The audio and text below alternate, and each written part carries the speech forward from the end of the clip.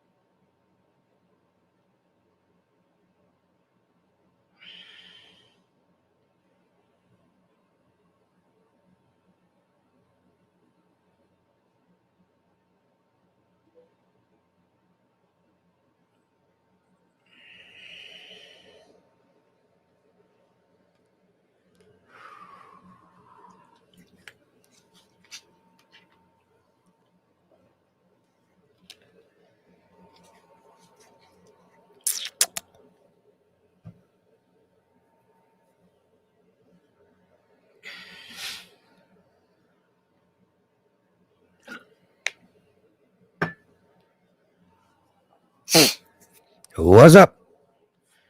Ah!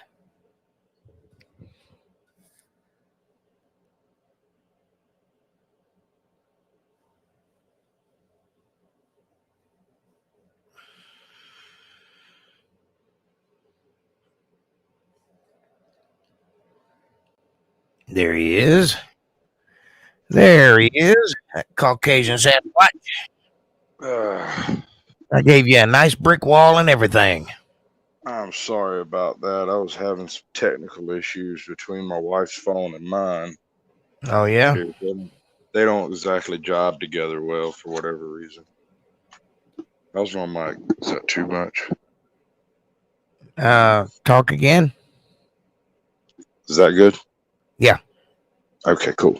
All right. So here's the idea. In general, in my head, I kind of see a little bit of a like two-sided conversation where maybe we run a split screen and you have these two arguments taking place simultaneously in two different places. These two people call each other and they're bitching about whatever the fuck just happened. You know, one's arguing with his mom, the other one's arguing with his wife, whatever it is, right? They basically take off to go meet each other.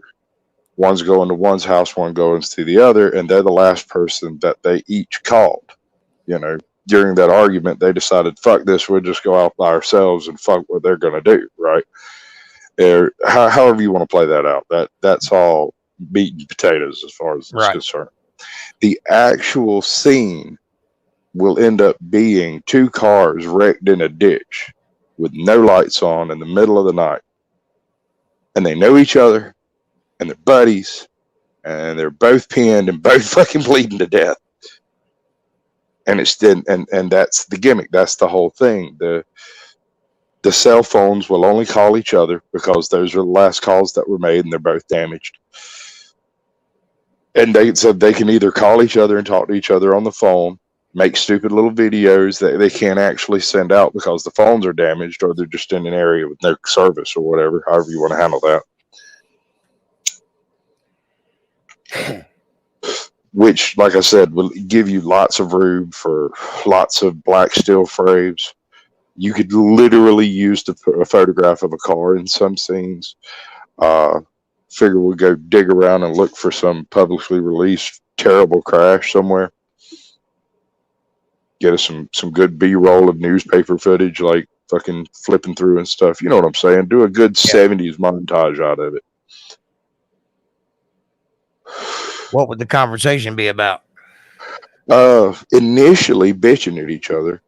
You know, the dialogue would be something we would have to kind of work through organically. That was one of the reasons I wanted to come up there, so I could like pitch it to you face to face, so to speak, because that type of dialogue would be something that if you tried to put two actors in a situation doing that, it would be very expensive, very difficult, and you'd get something of an artificial play on it, right? Unless they were very skilled actors. But if you get two people who actually know each other well enough to pull off that type of bullshit, it might go over better. The primary thing going to be getting some stupid car sounds of people being in a car, basically, of just moving shit around and doing stuff and stuff. I want to pitch it with sort of less of a movie concept and more of like an articulate story dialogue.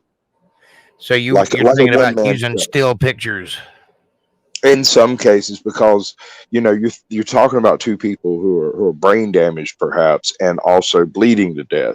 So I'm talking using still pictures, very very esoteric, like free shooting. How are you going to put that across that they're bleeding to death and brain damaged unless you show a video of them reacting to it? The video should be minimal as far as actual frames of, like, say, you or I actually being in the shot.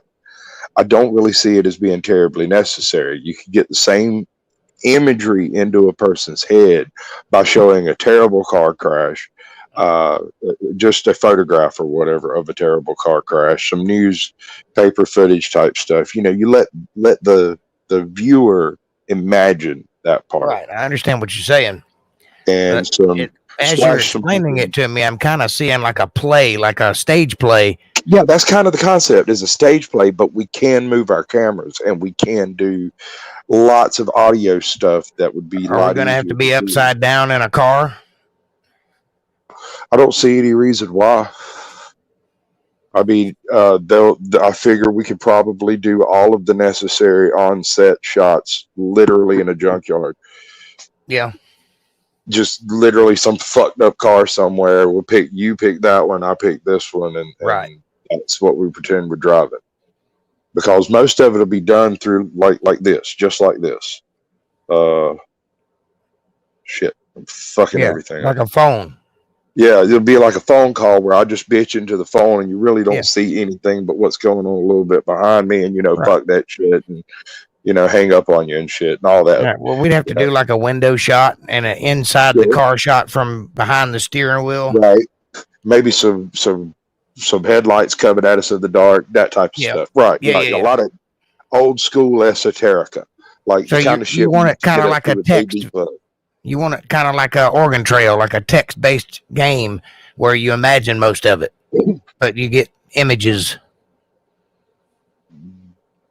The images, basically, I'm thinking the whole segment for the opening segment is going to be 10 minutes total.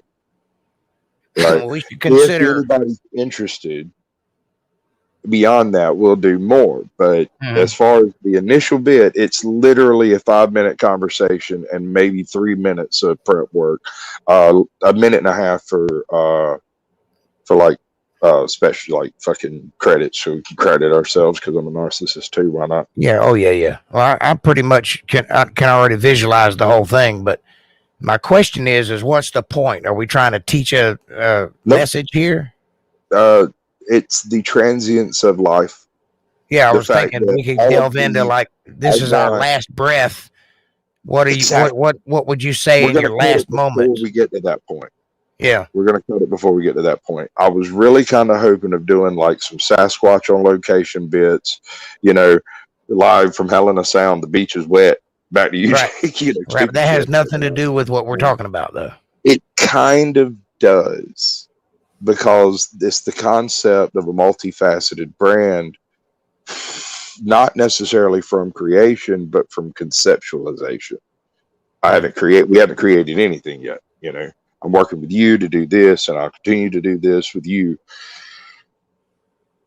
I kind of got an idea. And as far as like long term, who fucking knows?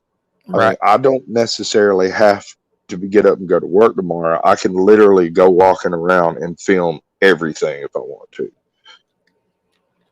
I'm with you.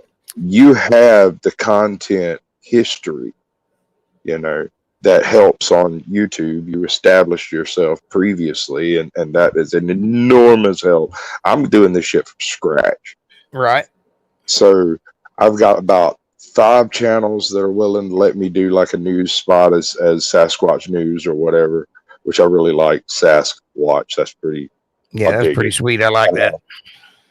Another one is Sasquatch Says, which would be, basic light and ironical, like as in a lack of irony. There's going to be literally just reading light news stories, like Ben Pole with a mask, or a filter or whatever, the SAS desk or whatever.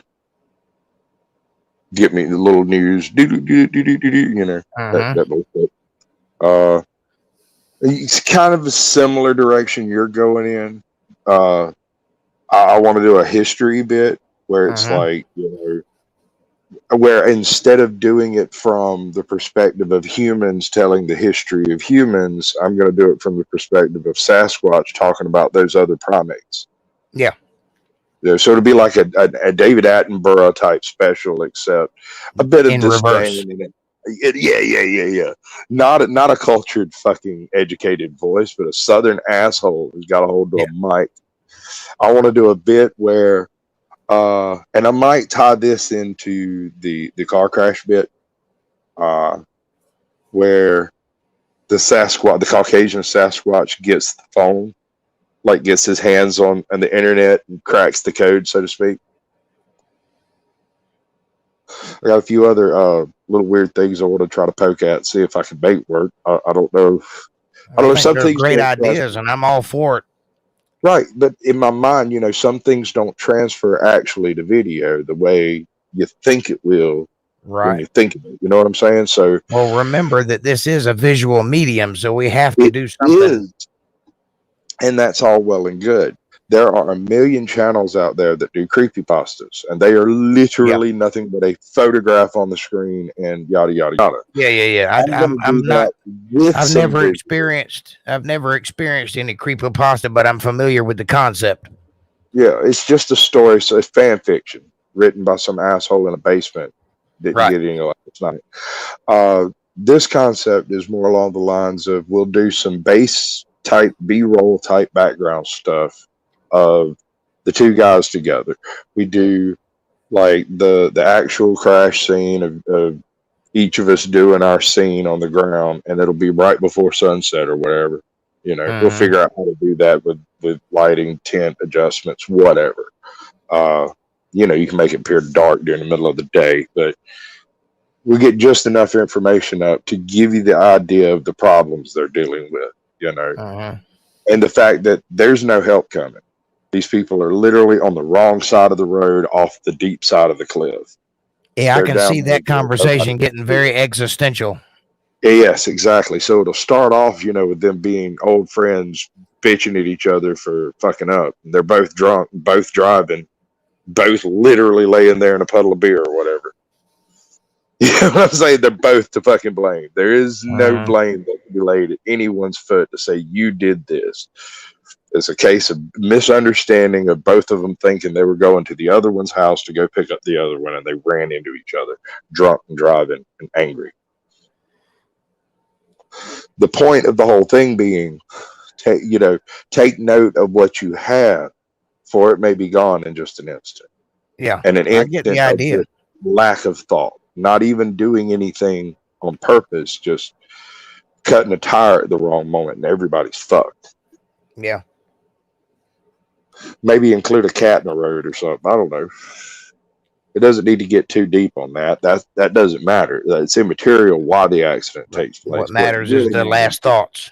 those those last 2 minutes of conversation should end up being well off the deep end, so to speak.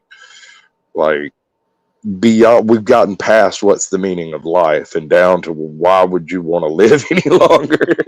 Right. Knowing that you're gonna be crushed from the waist down or what the fuck ever. And if it actually catches some kind of traction, anybody gives a shit, we'll give it 6 months or so to sit there and collect. Might post it on both channels, That's depending fine. on how you like it, how you don't like it, whatever. Well, I'm a Um, little more production minded than you, and I'm already seeing ideas of how to shoot this thing. And right. I'm uh, figuring we should be able to do the first 5 minutes, the last 5 minutes will be really the only high stakes visual scenes. The rest of it mhm. can literally be flashback memories, random fucking visuals, just noises in the background, stuff like that. That'll be really the hard part of the production, Right. is getting the ambiance. I mean, we can literally walk out into either one of our backyards and set up a mic and get some night sounds going on in the background. You probably download Mhm. that shit if you look for it. Um, it's simple. It's bare bones, balls ass simple. It's like phone booth without the phone. Right. I'm with You you. know, so that's really why I'm thinking about such a thing. Now, the dialogue is something we would have to kind of sit down and go, okay, well, here, once we have the scene sort of laid out, we know the circumstances they're sitting in. I don't want them to be directly visual to one another. I think that would interfere with the necessity of the circumstance. I mean, yeah, sure, you could have everybody's phone break or simply not be functional or whatever. I was thinking of one being out of reach and literally on the phone with the other guy. Mhm. I can't Well, turn it I off. see. You don't. They don't even have to be broken. It's just that we both know we're dying, and you're the person I chose to call. There's no point in calling the ambulance. I'm gonna die. Got to hit some asshole out here. Yeah, me too. Wait, what? I'm stuck in a fucking ditch. What? I'm, I'm stuck in a fucking ditch. Yeah. What are you talking about? No, I'm the one. No, me. I'm bleeding out on the side of the fucking road. Hang up the phone so I can call a name. That kind of shit. That's the type of Mhm. stupid bullshit we kind of got to work out. of these two people basically screaming at each other 10 feet away from each other, and absolutely no possible way of reaching either help or anything else that could change their Shit, we fate. could almost wing it. That's what I'm saying. Almost. I'm a pretty good actor. I kind of feel like, though, we need to hammer down some specific questions that one guy would ask the other. You know what I'm saying? That So did you fuck my wife? Did you fuck my wife? That was my birthday, you fucking asshole. You know what I'm saying? Yeah. Some stupid shit like that. Some of that shit that only homies know. Right. Yeah, And I like never the idea. have a friend, never have a single scene with them together, but have like a photograph at the end of them two, like fucking just. Honestly, you wouldn't necessarily have to do too heavily on the visuals to get the concept across. No. Once you've got the arrangement of footage from the first opening to the actual accident, after that, and most of it can sit still frame, you could literally have it filmed as if it was live on the phone, and the phone was in the back seat. You can't see nothing, can't reach it. And the other one's in a similar situation. The phone's over there staring at the sky. Well, I was picturing it kind of like a two-shot, like you can see me and the phone through the steering wheel, and then another shot coming in from the window.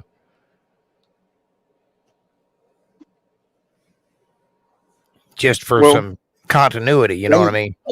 Yeah, and that's what I'm saying as far as working out, like exactly that, the continuity of positioning. Right. And the camera doesn't have to move. It could be a still shot, you know.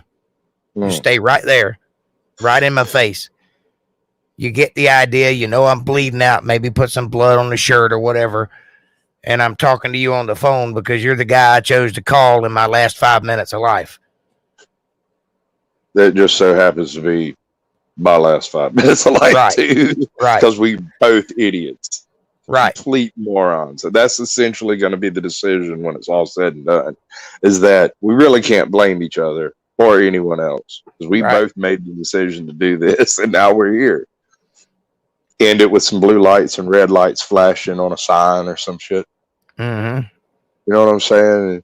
Maybe throw in a few bars of what was that old 50s tune? With the crashing, screeching tires and the crashing glass. My baby be? And let them come at me for some homophobic bullshit with that shit on the goddamn end of it. Impossible. Yeah, I got you. Impossible. You know, absolutely nothing sexual involved in any of the scenes whatsoever, and end it with a love song. Fuck with their heads from the beginning, dude. I like it, but you couldn't use that song though because it's you'd have to pay for it. But I could write be something though. To do that after if it goes, because I mean the concept, man. I've seen. Well, that's just it. I haven't seen anything quite like this. Mm-hmm.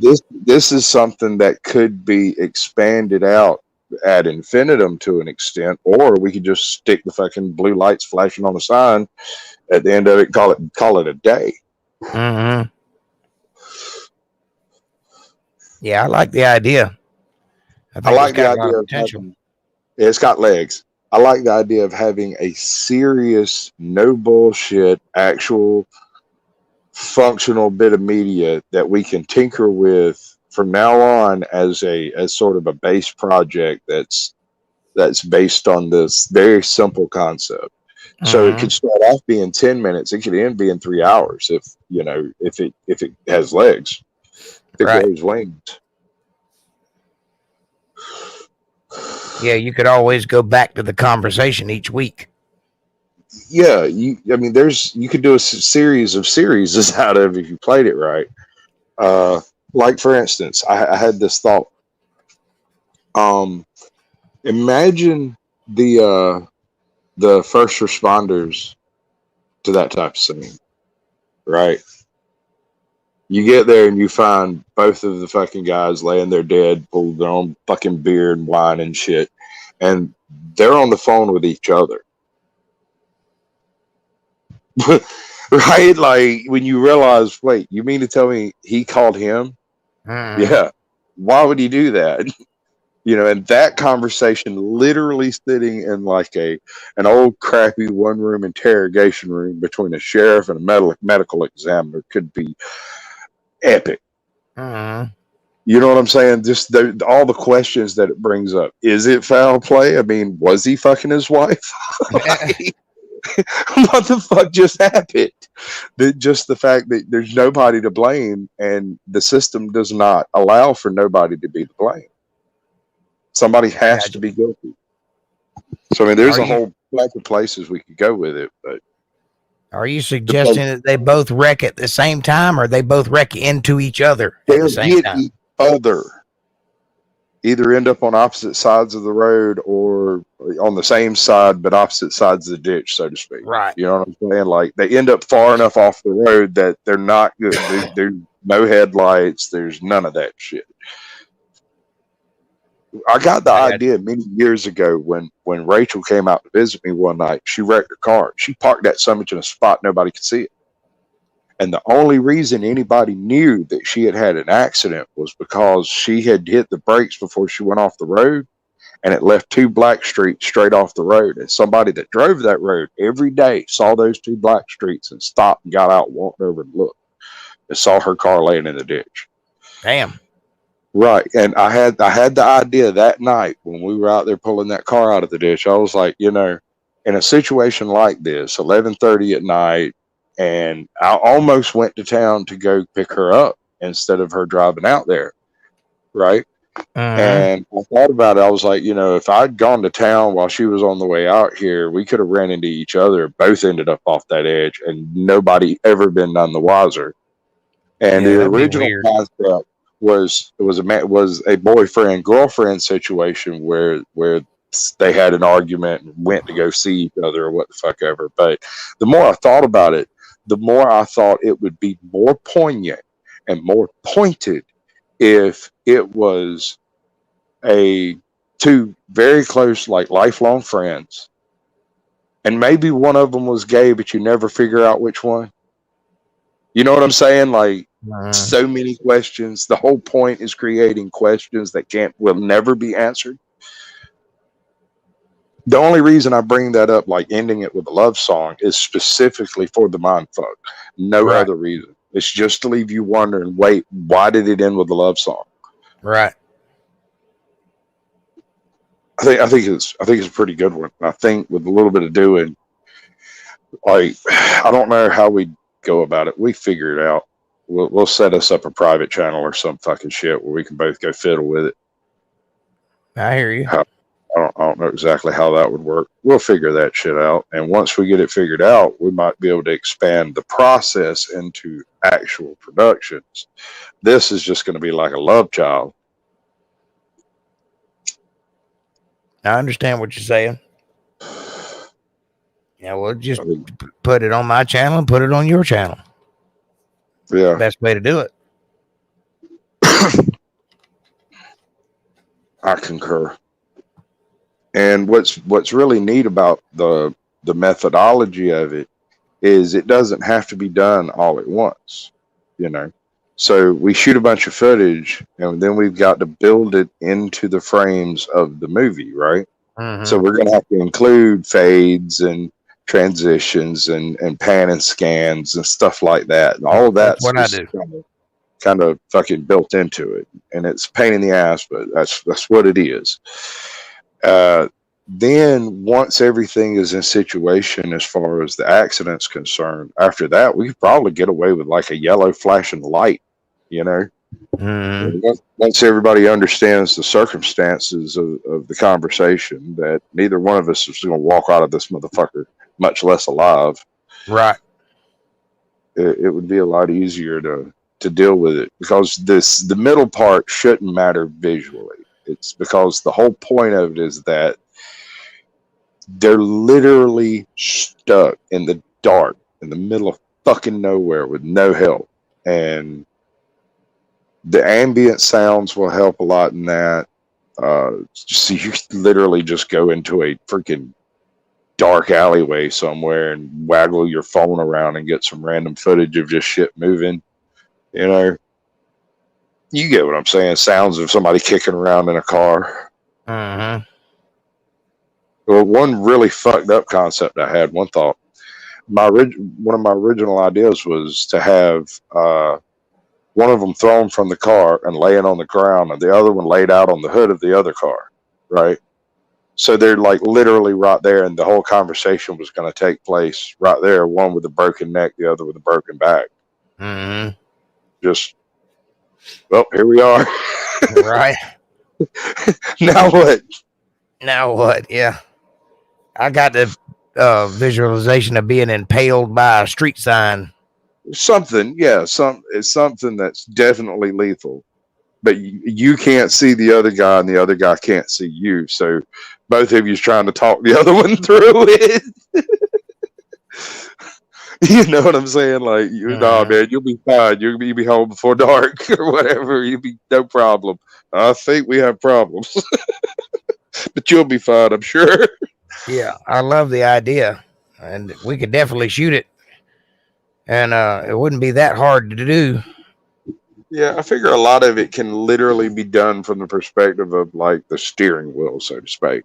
Yeah. You know, beyond that, the rest of it will be some wonky angle in a car or some broken glass on the ground, or and then there'll be the really weird fucking like mental effects that'll be taking place intermittently. And occasionally, just because I watched Primer, to be honest, I watched Primer one time and I loved the effect. I'll have to look at that. What is that time travel show? Yeah, it's fucking. Yeah. It's not a show. If you're watching it's a the movie, show, I know, but yeah, Primer. It's dude. That is the hardest brain fuck I've ever seen in a movie. Yeah, I've seen it one time. Yeah, it's hard, dude. If you've only seen it once, and I know it's a hard watch because it's all dense as fuck, and they're talking a bunch of theory that's not real, but you get what I'm saying. It's a good movie. Once you watch it a couple of times, and you see some of the stuff at the beginning that you totally missed, you start realizing there's more of these guys than the plot accounts for. It's happened more than the plot accounts for. There are other things happening that are unexplained by the plot. So,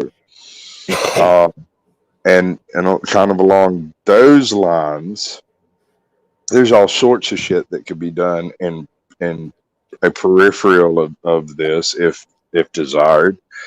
Really, I just want to do the scene, get the dialogue down, and do the close, and I'll be happy with it at that point. You know, even if it's crappy and looks like it was done by fourth graders, I won't care. It can just sit there and be laughed at by people. It'll be fine.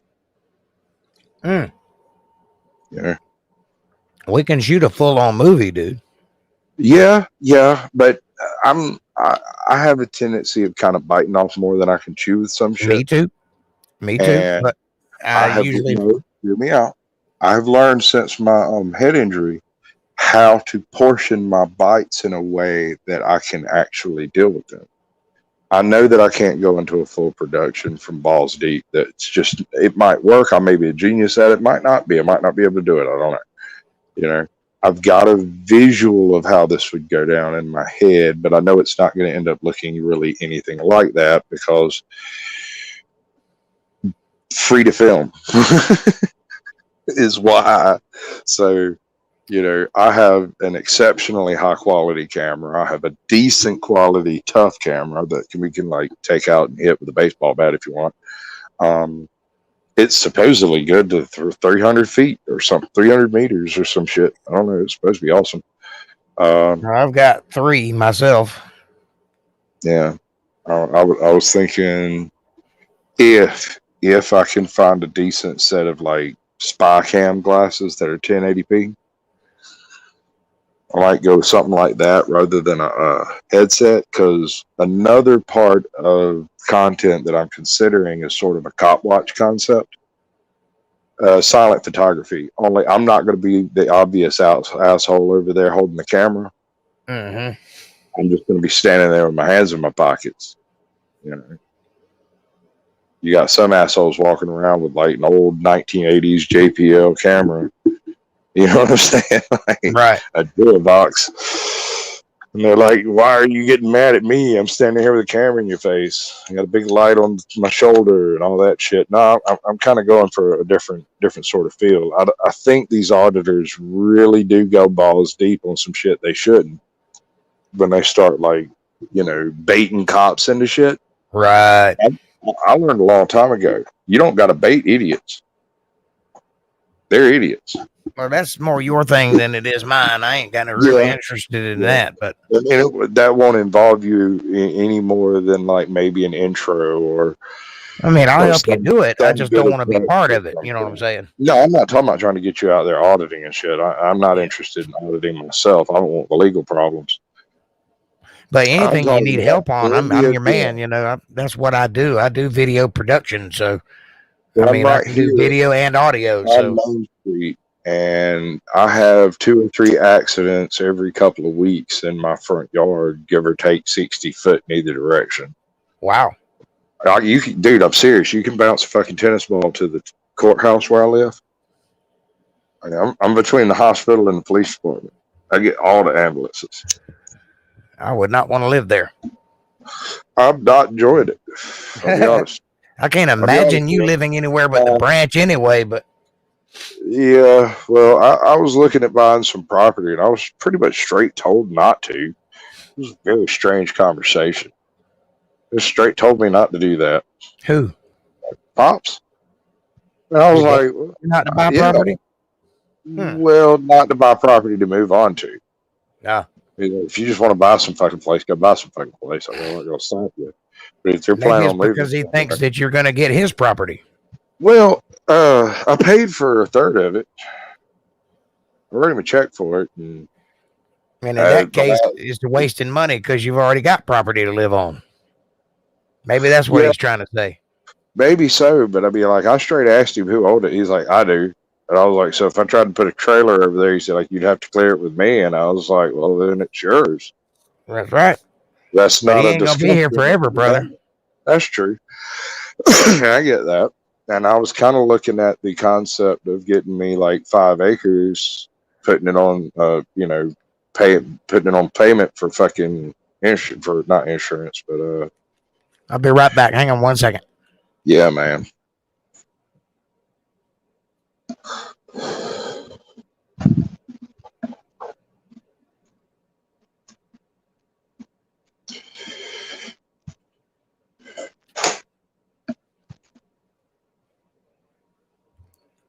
Sorry about that.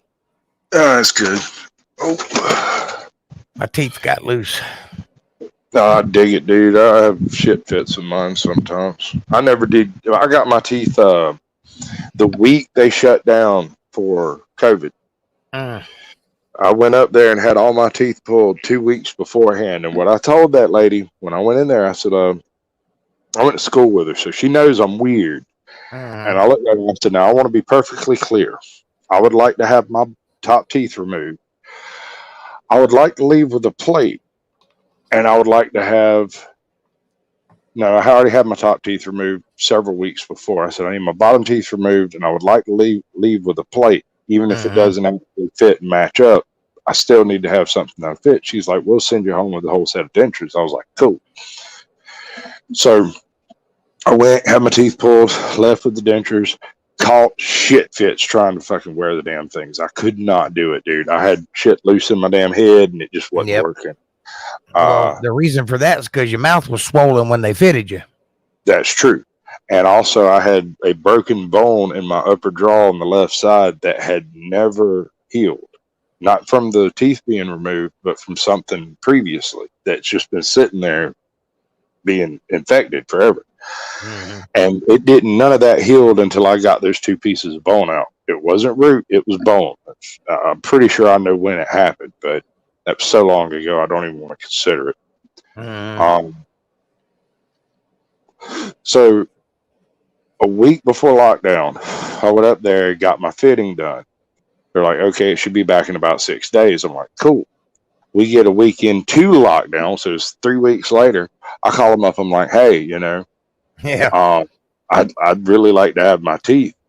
She's like, well, we're not really doing fittings right now. You're going to have Oh, to wait. And I was like, I specifically requested my teeth before the apocalypse. I right. believe we had that conversation. And she sat there real quiet for a second. She said, I'm sorry, Raymond. I thought you were joking. I said, no, no, ma'am. This is the end of the fucking world, and I would like to smile through it. right.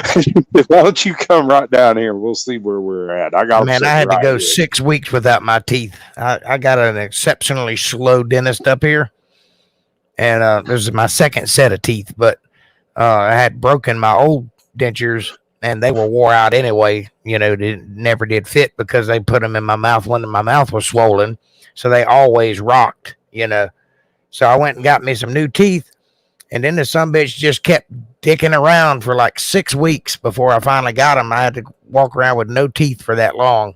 And you want to Ooh, talk about uncomfortable? Mm. putting them back in, dude. Mm-hmm. Having to stretch your jaw muscles out that far. Man, I'm serious, And the dude. whole time with no teeth, by the way, Mhm. gum and everything, eating a bunch of Yeah, soup. I can't chew with my teeth in. I can't either. I So I can't just even don't. put my jaws together, so there's no chewing Right. So because I have big teeth. So what I do instead, I'm allergic to the red and most of the glue that's out Really? there. The teeth dentures. I'm allergic to gum arabic. I'm allergic to the rubbery shit that's in it. Gum Arabic? Yeah, the sticky stuff they use Fixodent. Try that. That's what Fixodent is. It's Oh, primarily gum arabic, well, and I I use didn't find Fixodent out. and it worked for me. Yeah, it just makes my gums swell up. If it They works don't. for you, I'm happy for you, but it all takes my skin off. So That's weird, man. I know. The crap they use to mold my teeth took the skin off my gums. Huh. I know it's fucking that latex rubber cement shit they use. Yeah. I'm See, I'm allergic to not allergic latex. to anything. So, Right. So like it's no issue for you, but for me, like I can use it for a day and it's fine. It's no problem. So the swelling will go down by the next morning. dude, But I if I couldn't use it for a imagine few days wearing in a my row, teeth without them being glued in. They'd be flopping all over the damn place. hey man, I got to give that woman this much. When I told her to go tight on it because I still had bones and shit in place. Mm-hmm. I told her to go tight on it. I was like, I want to go ahead and break the fuckers out. She's like, you know how much that's gonna hurt? I was like, yes, ma'am, I do. I'm gonna do it anyway. She's like, all right, and she filed them in a little bit tight. And then when I did that shit, I sat here for 2 days. I didn't take my teeth out because I couldn't pull them out. They would not Mm-hmm. dislodge.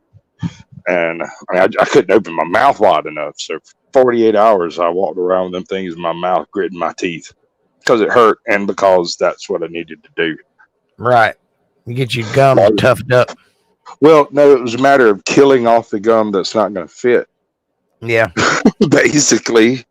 That was You want to god know something awful. weird though? I can feel my teeth like this. Mm-hmm. I can feel that. Yeah, no, it's weird. My It's really brain is weird. rewired and now thinks that my dentures are my teeth because I can Mhm. feel them. I sometimes get these weird cold sensitivity pains that don't exist. Yeah. Like if I take a bite of ice cream, there's Mm-hmm. no conscious possible fucking way that I have a tooth that hurts. It's completely impossible. Yep. There it fucking is. Yeah, I get All the toothaches same. every now and then. I sometimes have an issue like if I'm eating like soup, hot soup, I take my teeth out, right? And that hot soup hits my damn gums and it'll light my ass up like deep throat in a shot rod. Oh yeah. Trying to mouth hold a taser. Yeah, I don't ever take my teeth out except to glue them You back sleep in. with them? Yeah. You sleep with them?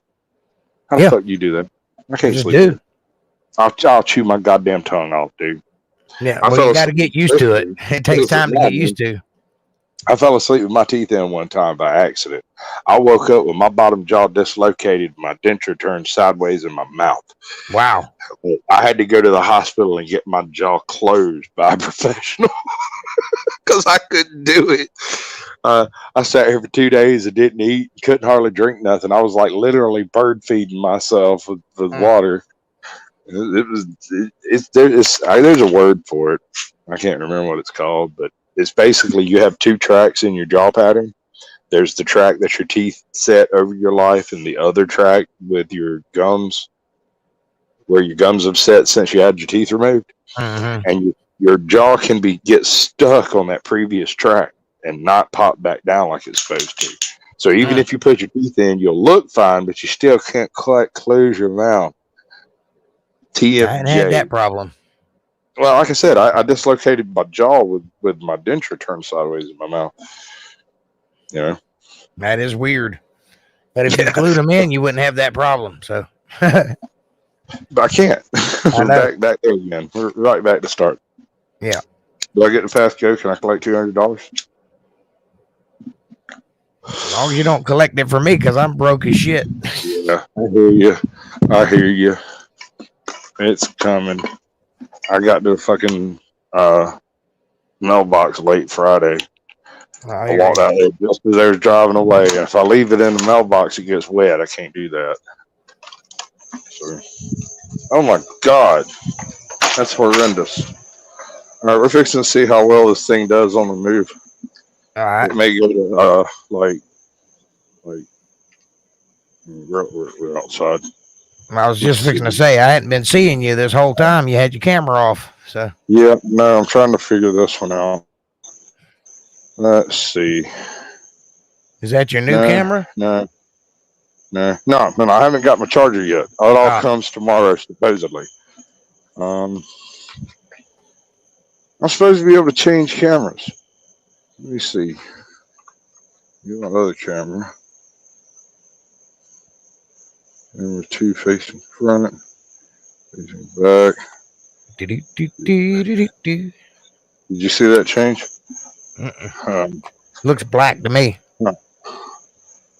Okay. For a little while, I could see your cigarette popping up and down, but now I can't.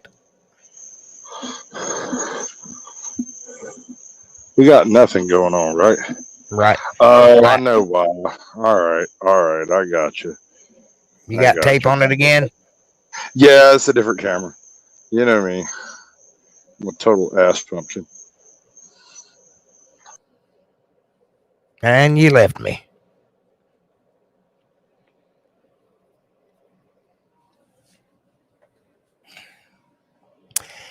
I guess I'll just wait till you return.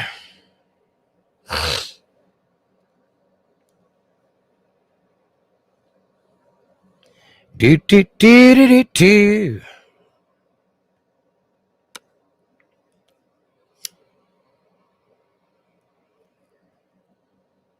That was an utter fucking failure. And it's back. I'm gonna count that I as a can total make out failure. your nose. Now I'm getting towards the light over here. Okay, that's what I was wanting to see. That it was actually functional. I don't know if you can see it. Let's see. No, you can't see it. The light's gonna blanch it out. Mel, come in. I kind of saw it. Hey, hot tub. Hot tub. Yep. And it's hot. Nice. I'd like to have one of those. It's really more work than it's fucking worth, honestly. I'm sure. I'm hoping be nice to soak, though. Yeah, that's true. And it's done wonders for my fucking skin, dude. Like, I can't even begin. I use Epsom salts in there, which you're not really supposed to, but I figure it cost me about $200 for replace the damn thing. So fuck it. Oh, Epsom salts ain't gonna hurt nothing, I wouldn't imagine. It'll build up on the element and cause it to become less and less and less efficient. Eventually it'll stop working. But I could probably replace that for next to nothing. I mean, I've done a little bit of work like that before. I lived in a house that had a big-ass hot tub, like a 10-man hot tub in the back, but I never could get the damn thing working. There was something wrong with the way it was wired up, or it was burnt out or something. I don't know. It just never would come on. I really wanted that to work too. There's all kinds of weird little safeties built into the damn things. It could be any number of things, dude. Well, it was clearly There's not something I was element familiar safety with, the way it was wired up. It sounds like one of those jacuzzi jobs. It was a jacuzzi. It was a big one, big, nice one. Like somebody paid top dollar for it. Yeah. What, me? Oh yeah, they did. If it was a legitimate, like literal brand name jacuzzi, they damn sure did. All that shit. It had seats in it. It had seats in it. It had jets in it, and it had a big, nice cover that went over the top of it. And it could fit like 10 people in it. It was pretty big, you know. It's like almost like a swimming pool almost. That piece of shit claims to be a 6-man hot tub, but you best be real motherfucking friendly with those guys. Yeah. No, this had 6 seats in it that you could sit in comfortably all the way around it, you know. 10 seats. I mean, I don't remember how many, but it was a lot. And it was about chest deep. That's about how big it was. I could stand up in it and it'd be up to my chest. I apparently can stream as far as my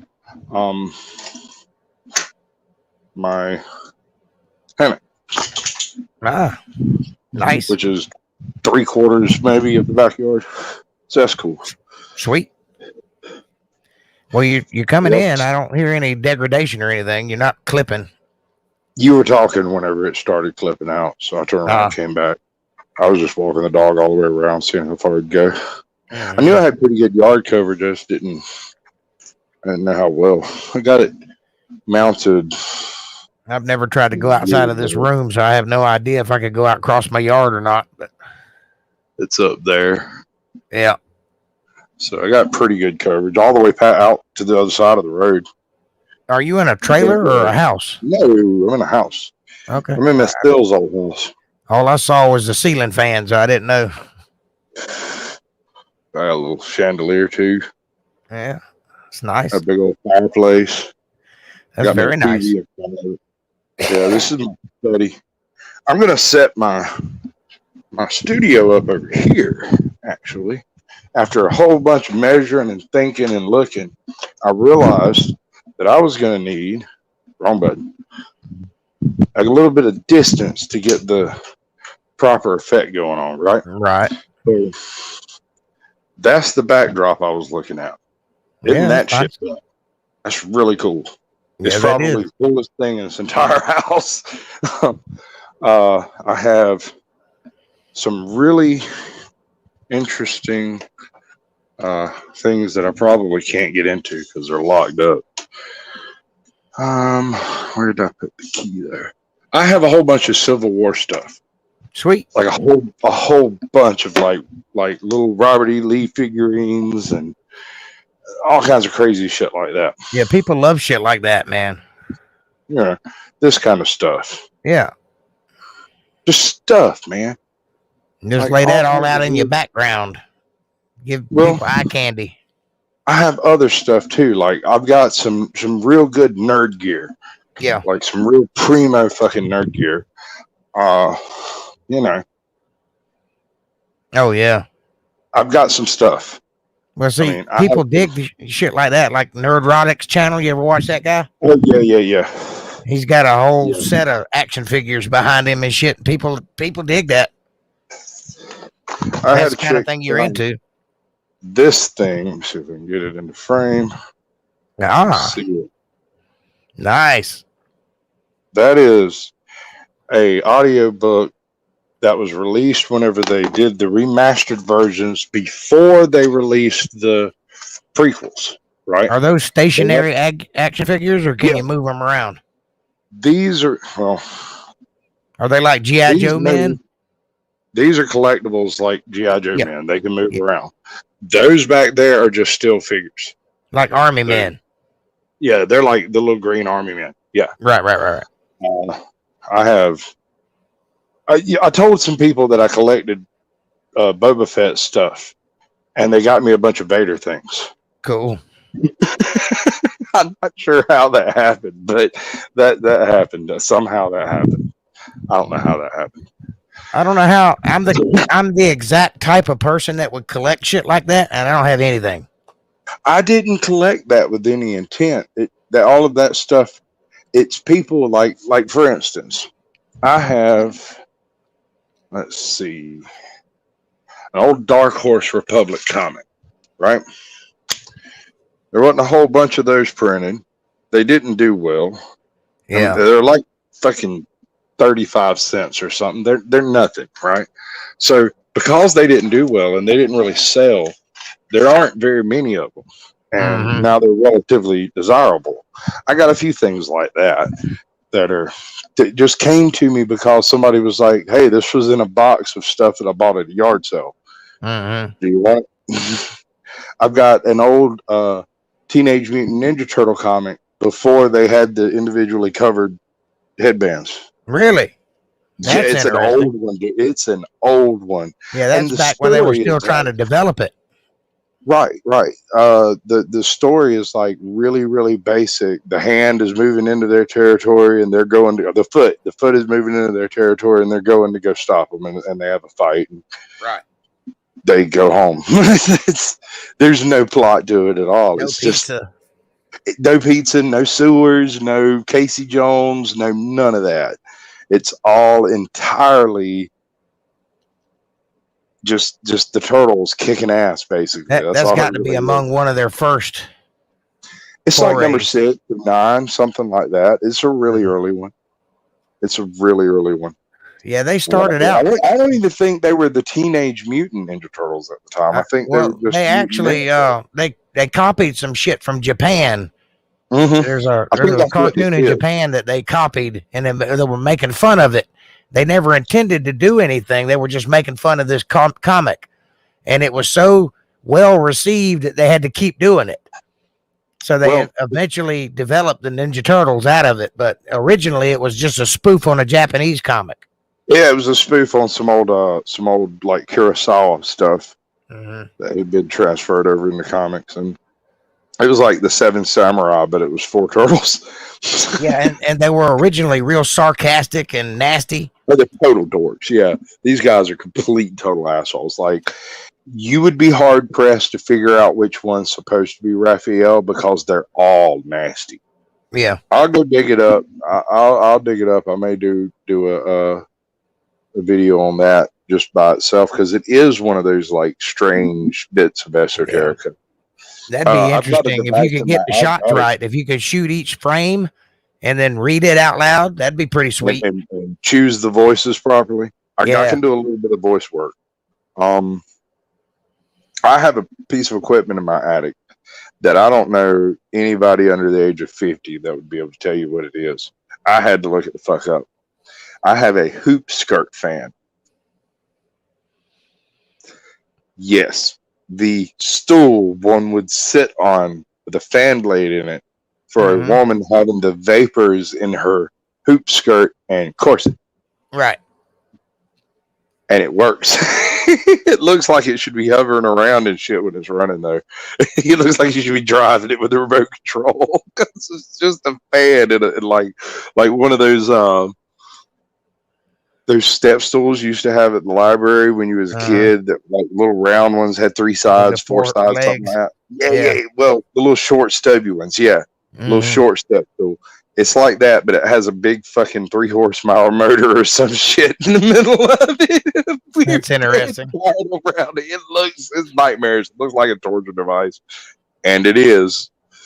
To be honest, it really is. Well, I've got a 1940s Alice Chamlin tractor. How about that? That would be cool. You could do some stuff with that. The thing is like, if I start anything video based on my El Camino, the channel will immediately transfer to being nothing but that, right? Yeah. Because I'll do the work. I will do the work. Trying to do that type of work and film it triples the amount of work you're actually doing. Right. Because you have to move the camera every time. So I was thinking if I could get like a safety glasses style camera. Mm-hmm. That would allow me to use both hands, and then I'll consider some mechanic porn like that. Or get you one of these and mount a camera on it. Yes, know I what I agree. mean? But it still has the issue of having to be set up, then do the job I'm actually going to do, and break it down when I'm done doing the job that I'm actually doing. If I had an enclosed garage, then I wouldn't even bat an eye. I'd do that. I'd do exactly that. I would. I don't have that quite that luxury. If let's say hypothetically, if the channel were to pay, I could use. I have a garage with a roof over it. I could use it if the channel pays for me to use it. Does that make sense? Right. But I don't want to make Rachel walk through the rain, and I don't care about rain. So she uses the garage. I mean, it has no respect for me. Watch my mother respecting it. Well, I've got nothing but space up here, and I'm all by myself, so I can do whatever the hell I want to do, I reckon. I'm going to the beach, I think either the first or second week of September. Uh-huh. And I should have everything set up here so that I can break it down, put it in a bag, and carry it with me when I go to the beach. And set up the whole fucking shebang wherever I end up setting up there. Probably, I got a few ideas. And what point in time are you planning on coming here? I need a date. Well, I'll have a date. It'll be based from when I leave Eddystone. Right. When my vacation ends, the clock will tick, and it'll be 2 weeks after that, whatever that date that is specifically. Right. So you still got September, January. October. It'll be middle of September at the earliest. All right. That'll give me time to get my shit together, because I'm in the middle of rebuilding my house, and I've got a place you can sleep, but I don't have a toilet and stuff like that. I've dealt with worse. It'll be fine. I should have it fixed by the time you get here, though. It's just so expensive, you know, and I don't make very much money on the podcast. I make a little bit, but not very much. I know. And I just got to do a little bit at a time. That's the way you do any job. If you're doing it yourself, if you're paying for it yourself, and you're like, I've got probably $5,000 in that El Camino right now, but I could sell it for $25,000 tomorrow if I wanted to. Yeah, well, right now is not the best time to be rebuilding things because lumber is through the roof. Fucking delivery prices are starting to get crazy. Like, if that wasn't for my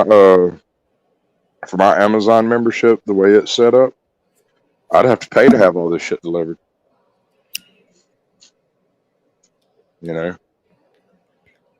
Which is a consideration you should think of, is figuring out a way to link your merch to an Amazon link somehow. Because if you've got your Amazon link set up, I might be able to use it to buy stuff and send it to you without actually having to fuck with it, right? As it is, because I haven't settled on how to deal with money online. Me and Rachel have still boggling over like the details of like PayPal or what a subscribe. I can tell you that you can trust PayPal because several people PayPal me all the time, and it's the easiest way to do it. Right. But I just had to set that up, and I'm gonna. Well, I don't even know that you have to have a PayPal account. I'm not sure. I think you could do it right from your credit card. I think you can do it from as a guest. I think, but if you go to paypal.me/Jake Johnson Band, I think you can just charge your credit card, you know, but I'm not telling you to do that. I'm just saying I think you can. And anything you buy on Amazon, you can just send it to my address. Well, see, that's what I was trying to tell you about my Amazon account. I have a legacy account. I have a really, really old, I might be one of the first 1,000 people to have an Amazon account. Right. I have a really ancient account, and every time I try to do any type of updating to it, it wants me to agree to new terms of service that I have never agreed to. because they pay for everything except Right, but for what are like those my terms and phone. services? It has to do with like, remember me saying if I didn't have the Amazon account that I have, that I'll have to pay for all the deliveries. Some of that shit's delivered free. Everything I order from Amazon is delivered to me for free. So that's only part of it. There's also the fact that like my Amazon Prime account, if I go on my phone and go to a movie in Prime while it is on the Prime account, I can go watch it all the way through, and then later, after it's no longer on the Prime setting, I sometimes, it depends on the movie, I can go and watch it anyway because I once watched it when it was Prime. I don't know where the hell that come from or why that happens, but I have hundreds of movies I'd rather not lose. Really, really weird shit. Why Like don't you deer just off do the the wall. obvious and set up a second account under a different Because name? well, you know how all of this shit is linked? Like the Caucasian Sasquatch is not an independent entity. It's also linked to Streamlabs and to StreamYards, YouTube, and to Google. And Yeah. So is Untethered. Right. But Jake Johnson Band isn't. Yeah, but Great Sky Troll was. And I don't want to link this in any way that ends up on that old account in any direct way. Right? I get you. Because I understand that. But you can set up another name. Until I know what I'm doing, I don't really want to set up anything financial attached to my name. I don't want to end up with like 20 fucking things that I'm trying to keep track of. You know what I mean? Yeah, I do. I'm kind of pissed off that I can't set up Caucasian Sasquatch Facebook, considering I also have a Jim Morrison Facebook and a Toddy Clyde Facebook and a Slim Pickens Facebook. Why can't I set up a Caucasian Sasquatch Facebook? I don't get Why that. don't you just give Caucasian Sasquatch a first name? I tried to use Caucasian as the first name. No, Sasquatch like was the George name. Caucasian Sasquatch. Or Sasquatch Jenkins. Sasquatch just for funny. I might do something like that. I'm not when much I get my for thinking outside the box, are you? Well, no, I just haven't had the right interface. There's a lot of shit you can do with a laptop that I can't do on a phone. Like I can't get to a lot of my, like for instance, in Amazon, there's a bunch of things I just can't change because I'm using a phone. I don't have a computer. So as soon as I get a computer, I can get more fluent in that type of shit, and there'll be a learning curve there, and whatever. And I'm giving myself like 5 weeks to work out the visuals, the audio, the mobility, and yeah, no, that's absurd, isn't it? That's stupid. Yes. I know it's dumb, but I'm not starting from scratch. I've got a little bit of it handled as far as like the actual techniques and methods. Yeah.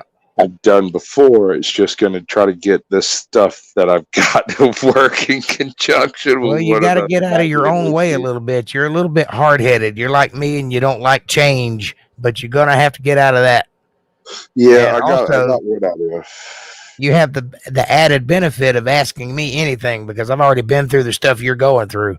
Yeah, well, see, that's part of the reason why I wanted to come up there after I get everything functional to some extent.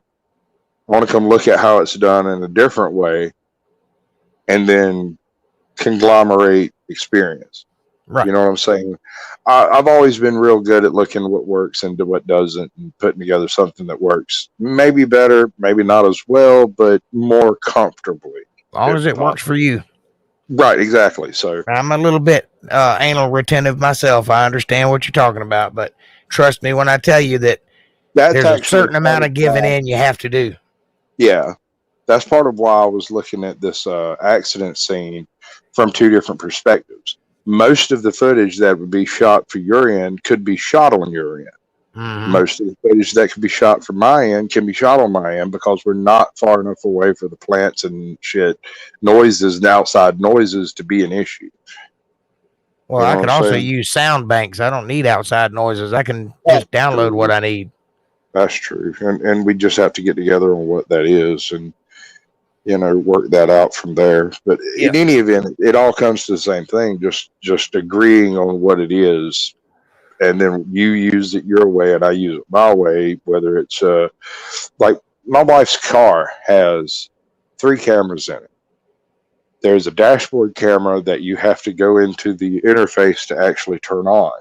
Mm-hmm. There is a turn signal camera that looks out the right mirror, and there is a rear end camera that looks right over the license plate. Right? Wow. Yeah, yeah. And I don't know how to do it, but theoretically, I can plug into that fucking interface and stream straight from those cameras. In theory, I don't know how you do that either, but there's got to be a way to. it's a Honda app, and we have it, and we've got a membership to it, and there's all kinds of crazy shit you can do with those cameras. It's basically just a backup and a dash cam, is what it's supposed to be. I have never figured out how to actually activate the forward-looking dash cam on the damn thing, but I'm pretty sure it's there. Well, you're going to have to download that app and play with it and play with the settings and fuck I've with it got till you the get it app figured and all out. the passwords and everything on my phone, but I've never really been able to do it because it kind of requires a laptop. Yeah. Or at least a really good tablet. A direct connection, what it comes down to. I have moderate everything, but I don't have anything that's really good. My Mac is the best thing I got. It's a $2,500 Mac, and it's old, but was top of the line when I bought it. I mean, it was. Yeah, I could run the country from that computer. And Rachel's got like a $5,000 fucking setup for a camera. She's got like all the jism and giblets with it.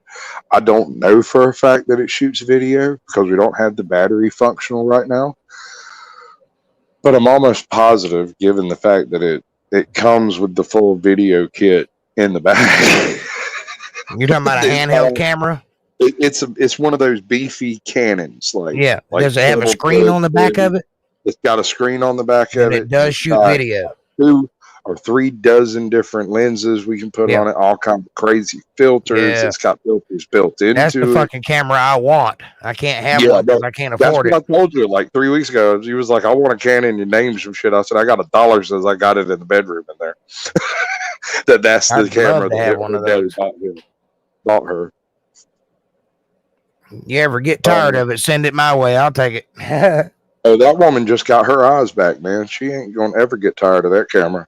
She had cataracts. She grew up with cataracts her whole life. She's been mostly blind her entire life. And I've been telling people that she's blind, she don't see nothing.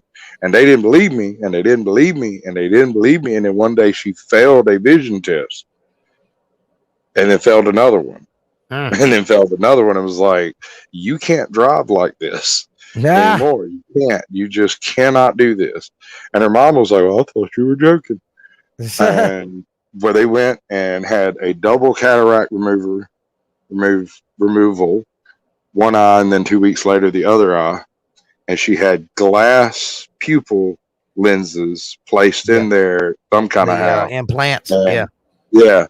But some of them bend and warp, and some of them don't. Hers don't. And when she gets mad, they sit there and shake and will flash. Like, it's crazy, dude. My mom had that, and you could see them flickering. Yeah, flickering, just like when she lies, it happens too. It's kind of the same thing, But hell, my mom had that, the implants, and you could see it. I could see it anyway afterwards. She can catch a ball now, dude. I'm impressed. You can toss a cigarette at her and she's liable to catch it. I'll figure this out directly. Oh, that's awesome. I'm glad she got her vision back. Oh, it's amazing. I wish there was something they could do for my eyes. I'm blind as a fucking bat. I don't know. Can't fix broke, man. Can't fix broke. They've been that way my whole life. Just completely broke. Not much you can do about it. Boy, this is counterintuitive as hell. What's that? Which way to move the camera to make it square? It's like really opposite. See, and everybody wants to do this. Yeah. Right. That's because it makes you look younger. yeah, younger and skinnier, and it gets rid of all these little baggy shadows and stuff like that. I don't handle that with fucking angled light.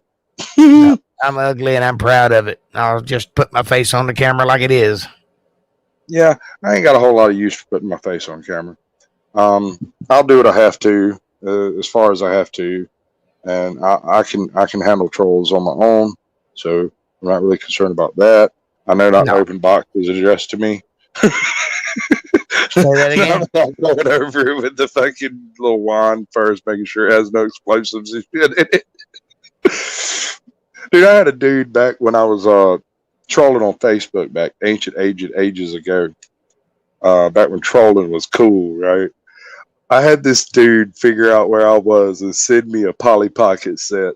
You told me about that. I got it in a closet back yonder. It's basically like a makeup compact with like 4 little dolls in it and a little jungle gym they can play in and stuff. And I sat there with that thing on my nightstand, and I must have thought about it every night when I went to bed for years, dude. I would just look at it and wonder, why? Why a Polly Pocket set?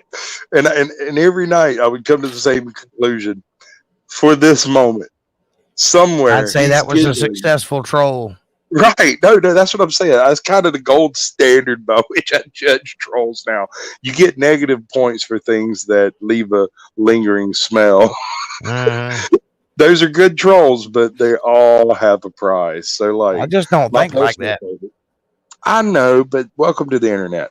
My personal favorite is either, and you can go either way with this, take an M&M's bag, heat the end of it, and tease it open, take all the M&M's out, put Skittles in it, and then reseal it, and then give it to somebody and wait patiently. It's harmless enough.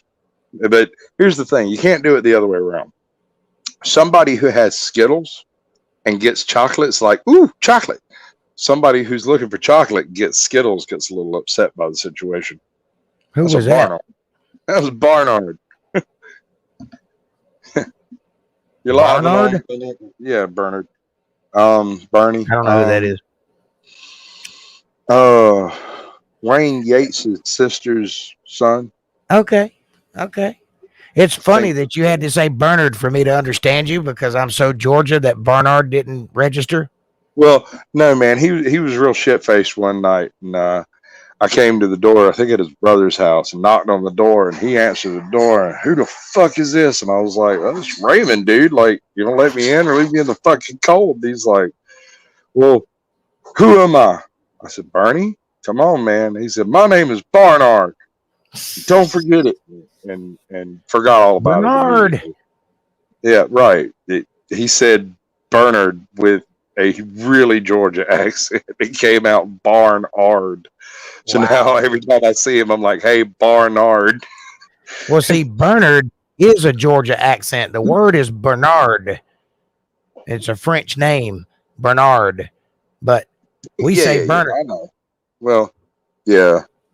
Yeah, I know. It's all corrupted as fuck. There was one of those that lived down there when I was a kid named Bernard. Used to live up at the end of the road. Actually, that's probably his dad. Maybe. I don't know. I just remember the name. Bernard Hodges, yeah. I think it was. Was there a Bernard Hodges? Yes. There are both Bartholomew and Bernard. Okay, well, that was the guy, Bernard Hodges. And the Hodges is his clan. I'm an old man, Raymond. Say hey, Barnard. Hey, Bernard. You probably don't know who I am. No, he has no fucking clue, dude. I'm not sure that y'all ever met. I'm Legacy. I can't put y'all in the same place at the same time after I don't think so. 12. Maybe back when he was a little kid, like little kid. I may have seen him, but I've never met him. Right. That's what I'm saying. There's a bunch of them like that, unfortunately. A bunch of the kids that I've never seen or heard of. Yeah. It'd be like that sometimes. Yep. I'm Legacy Branch. I'm from way back. Yep. Well, I think that pretty well squares it. You get the idea of what I'm going to try to do. Are you trying to A get off lot of with me this stuff, already? not specifically. A lot of the stuff is can be done at any point in time, anytime you get a soundbite idea or whatever, because a lot of it's going to have visuals laid over it. Yeah. You know, whether it's a tranquil walk in the park or balloons at a birthday party, that kind of crappy, manipulative film bullshit. You know what I'm talking about? All You're of talking about the going into flashbacks and shit. yeah, kind of, but that kind of the kind of flashbacks I'm talking about would be like from Shutterstock or what the fuck ever it is. Yeah, I get you. Just Still pictures. images that have a story behind them. Yeah, without actually having to tell the story. It's a birthday party. It's somebody's birthday. Is it your birthday, his birthday, their birthday? Who fucking knows? It doesn't matter. Just you get the sensations, the thought process just from the scenes. I do. Flesh it out a little Single more, think about it a little more, and when you come up mhm. with a conclusion of how exactly you want to do it, if you want to control this thing, and or if you want me to do that, then I'll come up with a way of doing it. Tell me what you Well, want, and I'll some do it of for it, you. like I said, most of it, I don't see any reason why we couldn't spend 4 days, get the basics of locale, location, a general whiteboard style storyboard laid up for the first 5 minutes. Right. Spend a few weeks putting that 5 minutes together in such a fashion as to tell the story. Then we can do the bulk of it through audio. We don't even have to have visuals because they're already fucking there. Right. We're reusing the visuals shot from the beginning. Add whatever music, scores, sound effects, imagery, all that stuff. I would say if we were going to do it that way, we might as well do all of it in still images and just like stage photographs. I had considered that. That was actually kind of the birth of the idea. But with having a camera capable of doing high quality footage, it kind of lends itself to at least a few motive frames. It doesn't have to be much. Minimalist. I'm an Minimalist overkill kind of guy. You get me involved and I'll be there and set up a production. You know that already. Right. Which is exactly why I want to keep it down to like 3 cameras. Yeah. Well, there's a lot you can do with 3 cameras. I know. There's a whole lot you can do with 3 cameras. For example, most sitcoms that you see on TV are single camera sitcoms. I'm actually planning on setting up I have that other side of the house over there. I walked you through a while ago with the weird thing. I have quite a bit of square footage over there that can be set up for sets of such. Like I have a full formal dining room. Right. Full formal dining table. With proper movement and relocation, cameras can be utilized to set up on that table to represent any group of people you would want to represent. You don't need but one person to fucking shoot it. Right. You can literally throw some spaghetti noodles over your head and call yourself a chick. Yeah, well, right now, the only thing that limits my capability is the fact that I'm the only guy here. If I had 2 guys to hang out with, I could do a whole movie. No problem. I just need somebody to hold the camera. Yep. I feel your pain. I do have one thing going for me on that point. I have Rachel, who is more or less willing to stand behind any camera anytime. Yep. Provided it doesn't interfere with her game time. That is a good thing. I don't have that. Right. I don't have a significant other. That's kind of what I'm looking at as far as like future content for my channel is a combination of something I can do without having to hold a camera. Right. Like, whether it ends up being a GoPro on a helmet or what the fuck ever. I would like to do it with glasses. I think that would be the easiest, most direct, simplest. Yeah. I just got to keep in mind that the glasses are the camera, and I got to figure out where the camera's at on the glasses. And not move your head around so much. Yeah, that's true. But if I get something that I'm thinking I want to better look at, I'll have a camera with me. I've got, assuming this one works, this thing is, you can't even see it because I It's a see it. fucking nightmare. That thing is a beast. I Well, mean, just it's your phone work. You've got me seasick because you keep moving around, and that's because I'm rocking. I yeah, can't help that. I That's know. If you're gonna use head cam though, you got to be conscious of that. You yeah. got to be as Well, yeah, still as sure. possible. But that's what I'm saying is like that way I'll have footage up to whatever point I decided to film. Even Right. if it's not stable, it'll have footage and audio, and it'll give me whatever backstory, whatever else is needed from before and after. So if it needs recreating, I might be able to do that. Right. You know, That's actually a I'm pretty talking good about idea glasses if you being find just good for quality B-roll, passive cameras. like little pieces, Yeah. just little bits in there that are functional that you could use and then reuse later. Just edit out all the fucking slop. I bet there's a program to do that shit somewhere. There is, and there's also image stabilization programs too that can take some of that shake Hell of out. a lot. Right, right. But this But goes multiple directions. That allows you to do things like bike riding, things that you yeah, don't wouldn't ordinarily consider sticking a camera into. You're liable to stick right. your head in there and get a look at it that you weren't expecting to get. That kind of There's a stuff. Like camera. There's a camera that is sold on eBay. It's round. It looks like a little flashlight. And Peniac, you, uh, huh? Peniac camera. Yeah, something It's a like that. three-dimensional motion relative camera. I've seen it and I looked Right. at it and I think it's like $700 for the No, camera. they sell one for like $70. There's one on there, a That Chinese type. shipment's come down a lot. Yeah. But what I'm And saying is you can mount it to a headset and mount it right on the side of your head, and it'll give you a perspective of wherever you're looking, you know, or you could put it on a hat or a helmet. Well, that's kind of what I'm trying to get away from is something that goes over my head because I Right. have so much fucking hair. It's I very understand that. difficult to put anything on my head and not end up with a fucking fungus strip where my hair is falling out, where I'm getting fucking ringworm and jock itch and shit wherever that strap sits. Yeah. It's fucking horrible. Welcome to Well, Georgia.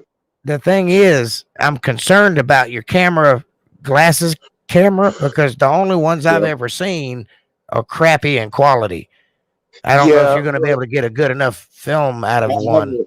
I have a buddy of mine who does he was a PI and he got kind of drummed out of that, and now he sells like tracking devices and spy cameras and shit for husbands to catch their wife cheating and stuff. And he suggested a particular brand of glasses camera that is safety rated, and you can just about beat the fucker with a bat, and it won't skip. He's like, they're tough as nails, dude. They're the first place I go to. Does it have a pack or something that you can put an SD card into or whatever? Because there ain't no place on a glasses to put it. The where it goes over the back of your ears, it kind of has a little battery pack there on the left side, and where it goes over your ear on the other side is a place for a micro SD slot. I got you. The battery pack is like a tiny fucking battery. It doesn't have a whole lot of battery power, but it's designed to be functioning with a phone. So it would be hooked up. I think, I'm not certain about this part, but I think it hooks up through the audio port, like your earphones would. And it has the microphone, I think, is on one side, and the camera is actually mounted right between your eyes. Okay. And, well, if you can get one that's not fisheye lens and has a decent enough quality, that'd be fine. But I think you might have to test before you buy, because chances are you find them, they're going to be crap. I'm gonna once I've got my laptop and I can actually get on and talk to him, I'll be able to actually get some numbers and stats and stuff and know what the fuck I'm dealing with. Right. But he was like, no, they're tough. They're tough as hell. Like the arms on the glasses are not actually solid. They're basically just a wire harness, and you can buckle them on back of your head if you want to. It's got just a little like pull string. Yeah. So they're more like safety glasses. They're built a little heavy, and they're made to look kind of like safety glasses. That makes sense. Yeah, I mean, you can complain about any number of things, but you can't complain about a man's glasses, That's right. even if they funky looking. Even if you think there's something. What you gonna say? I ain't allowed to see. Right. I think that'd probably be a great deal if you can find ones that'll work.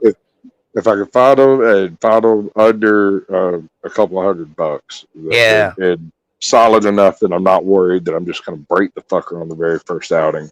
That kind of stuff. But that might be interesting, man. I'm excited to see what you come up with.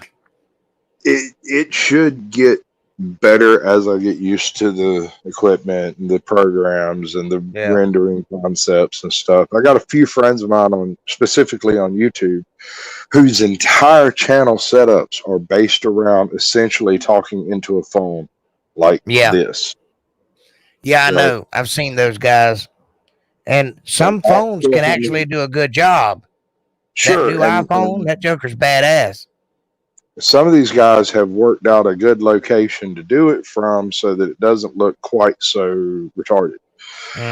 Like Mandatory Carry has like the worst setup I've ever seen in my life, and he's a total fucking madman.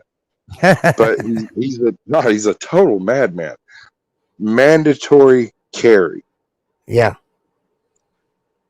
The belief that when you are issued your rights, you should be issued a firearm as well. Amen. All right. So that's the whole reason I too did this channel. Was the concept of mandatory carry. I was like, I fully agree that there should be we should be teaching about guns in school, not getting rid of them. Amen. Because with information comes power. That's right. And knowing is half the battles. And if they don't know, they fear the unknown. And that's what they've created, is a fear of nothing. Right. You should fear the person, not the tool. You should fear the carpenter that built a bad roof, not the hammer. And all children should be well versed in the dangers and the positive things about firearms. Yes, exactly. So, like, that was really what kind of got us to talking. But then it was the other people on his channel that made me go back, like Alpine Gulch, and what happened to her? I thought she was going to become a regular. I have no idea. He told me that she is out in the middle of fucking nowhere and has at best intermittent internet access. That she's on some kind of satellite receiver or something. And so there may be weeks at a time where she just can't get online at all. Right. Well, if you happen to ever talk to her again, tell her we miss her and we wish she'd come back. I'm looking for her. I am. I haven't seen her since I changed my profile, but the last live stream Mandatory was able to do, she didn't show up, but it was also like real fucked up over on the East Coast, like stormy. Yeah. On the West Coast, West Coast. And so I just figured she wasn't able to get in. And since then, he's received two strikes. One is retarded. I have no fucking clue. He's like, I accept the other one because I was really mad when I made that one. He's like, that was fine, but that first one pissed me off. The man went to a public forum and downloaded a video of public servants performing a public service and posted it on his channel with commentary. And it was immediately struck before I could. I mean, I went to the premiere, like I showed up to watch the live. And before I even got in there, it was just, this video's been removed due to copyright claims and shit. And I was like, that is, no, terms of service. Yeah, YouTube don't play that shit. They don't like you telling the truth.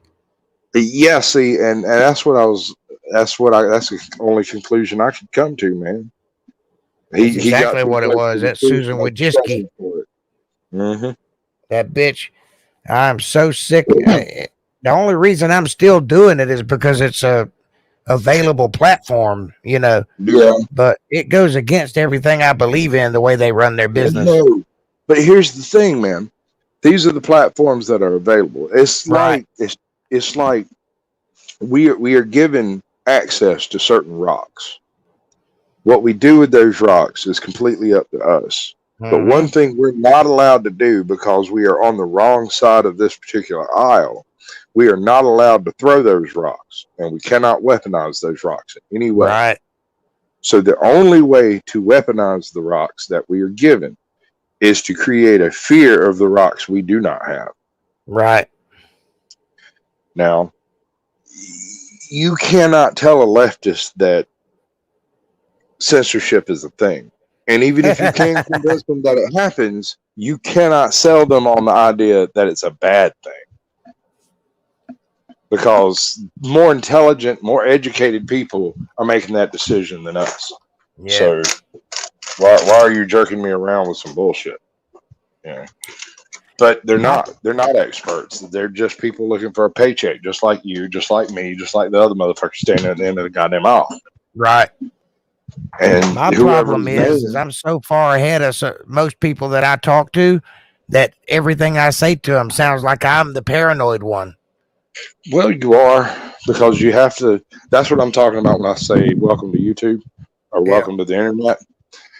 Some of these people are still stuck in 2014, dude. Yeah. They're still trying to have arguments about whether or not genders and sexes are the same thing. And we lost that shit 5 years ago. I know, right? Why is that even a conversation? That is not a useful topic for any channel anywhere in 2021 because you've already lost. Yeah, the only reason I ever even mentioned it is because they brought it up, because I happen to have somebody in my family that's doing that. Yeah, me too. I mean, I've got a few. I mean, Cecil's ex-wife is now his ex-husband. Damn. Was his husband while he was married to her. Okay, that's weird. My sister is now her brother, and I got a few others. You know, I can't abide, man. That's just too much. The only argument that ever came down to like being an issue was two. There were two. There was one about when it came to Elliot, which is Rachel's little sister, who has decided that she's a man, demanding, or rather pointing out and being oversensitive to slips of the tongue, as in pronouns. Right. She tried to jump down my throat about the fucking, having said she, or dead naming her. And the second she did, I turned and looked at her. I was right there in front of everybody. I turned and looked at her. I was like, Ruth, listen to me real fucking clear right now. You might be able to convince other motherfuckers that you can compel their speech, but you got off on the wrong boat with this one. She's like, what are you talking about? I said, freedom of speech also means you can't make me say anything. That's so right. Step up. I'm doing my best here. If you want to be oversensitive, fuck off. Just fuck off entirely, and I won't even bother with it. I'm trying to be nice, and you're being mean about it. Fuck off. What I've said something similar when that has happened to me, and I was like, look, I am an English major. I spent my entire life learning how to speak with proper syntax, learning words in English. And if you want to dress like a chick, that's fine. I don't care. But don't tell me that I have to change everything I know because you decided to do something weird. That's like this weird fucking push they're doing to try to change the term conservative to terrorist. Mm-hmm. They're trying to make Republican mean right-wing nut job. Oh, I've noticed. Wing nut, and leftists are center. And I mean hardcore fucking progressives here. I'm talking about like fucking what's that? Hassan Piker and shit. They're trying to convince I know you're talking about. That the Young Turks are centerists, and they are not. Tim Pool is slightly left. Tim Pool is at least slightly left. He has some really weird corporate ideas that I just do not fucking agree with. Yeah. Like he seems to believe that corporate entities are individual entities. They are people. No. And I just cannot cobble with that, man. That breaks all kinds of fucking rights and laws and shit. It makes it completely untenable. Yeah, but they're trying. They're trying to make it that way. Yeah. No, it is that way. Actually, it's been that way since the mid '80s, dude. Whenever you became capable of taxing a corporation as an individual, you were able to tax them on their income as an individual. I know what you're talking about. Yeah. You're talking about the whole person's argument. Right. Right, the incorporation of the individual citizen. Now, I'm Yeah, not going down the sovereign citizen route. This is not what you're hearing from me. I know it I understand. sounds like that, but it's because we're talking about the same group of laws, Right. and we both agree that they were enacted inappropriately. No, I at I least totally agree that agree they with were the enacted. sovereign citizen laws. The problem is you can't get away with So, it. no, that's just it. There's the tense the Yeah, I think that's the correct term. The tense of the sovereign citizen is typically past. Right. You can't speak of these laws in the present tense because there are no current present laws to make them the law of the land. Yeah, and The also basis if law you of the went down land is that route, you could Constitution. absolutely do it, but every time you turned around, you'd be getting ticketed and having to go to court and defending your position, and they would Yeah, it make it costs more so fortune. uncomfortable for you to be Yeah, sovereign that you just it's might as well just go along with the system. that's part of the reason why the cops have been trying to conflate the concept of sovereign citizen and auditor. Yeah, It's not a coincidence that a lot of the auditors out there, or rather, a lot of the sovereign citizens claim to be auditors because they get additional rights based on being press, right. right? Whereas auditors simply claim to be press based on having the ability to disperse information. And cops want to conflate the two as in all auditors are sovereign citizens. But Right. if you look at the activities of what sovereign citizens claim and do, you would be better describing a cop with that term because they're the ones that have special privilege and rights. Did you know that legally you could Like, de-tag your car and drive with no license if yeah, you as long as surrender the without, rights that you sign away when you got your license? right, right, Problem right. is you'll get pulled over every day and have to Every day. pay tickets and go to court. You'll Ticket, ticket, win, ticket, but ticket. it will cost you everything to defend it. Yep. And you might win. You might not. You might get a fucking hard edged judge that doesn't buy into that shit. Decides Yeah, that progress is the only way, and here, have your COVID shot that's right. right now. Yeah, I don't like it, but that's the way it is. But we are not in a free country. We haven't been for a while. Yeah, in Soviet America, free country frees you, Yeah. right? Not a fan. But I mean, and I tried to fucking talk to my peeps about it. I tried to fucking get through to them about it. Oh yeah, the other big argument that I had with Rachel's family about all this. Rachel's other sister, who is like drinking the Kool-Aid type Democrat. You know, fucking microaggressions. Like she's been trained on campus. Oh You yeah. catch me. So like men rape without even intending to. They don't even know they do Hmm. it. That kind of stupid shit. Anyway, she's gone to Kentucky to do social service work in one of the poorest districts in the country. Lord. I told her to have fun with that shit. They're gonna eat her ass alive. But I really do hope she enjoys it. Like I'm not trying to be an asshole with that. I just don't believe she is emotionally prepared for what she's fixing to walk into. Right. Well, that being said, she's spouting off all the critical race doctrine and shit, like straight up fucking Marxist. Right. And I was like, it kind of sounds like you're a communist. And she's like, well, if it works, that's what it never has before. Not once. All It it does always is ends in not even starvation once. and genocide. Starvation and genocide is the outcome of all of that shit. And communism is the outcome of socialism. Yep. So, like, And that what shit are only we going to works do if with that there's 12 predicament? guys on an island, and then it only works sometimes. Yeah, exactly. Limited capacity on those. Yeah, you get Um, 300 million people, that shit don't work anymore because I the want to own argument something. came down to, whether or not each of us believed the election was legitimate. It wasn't. My response was, do you honestly believe that America voted in a pedophile? Do Right. you really believe that? And she's like, well, if you've got evidence that it was voter fraud, and she used that fucking CNN term. What was it? Massive widespread. I Yeah. think was the term they were using. And man, that just triggered the living shit out of me, dude. Oh yeah. I'm like, look, Did you you're just not gonna see that bitch pull that suitcase out from under the desk full right. of ballads I'm like, on if you're just camera? gonna repeat what you hear on TV or read on a fucking blog, I don't really think we should have this conversation. And she's like, Right. well, where the fuck are you getting your information from? I said, from a whole shitload of channels that have recently been snatched off the internet. Yeah, Just dude, vanished. I was watching that shit No live when it notification. happened. Yeah, we're randomly getting 5,000 Biden votes in a 10-minute period. Dude, it was And then at doing it 4:30 in the again. morning, and it Yeah, was going like this. The little bar, it was Trump on yeah. top and Biden on bottom, and then all of a sudden it And went then, boop. bam, the Biden bump.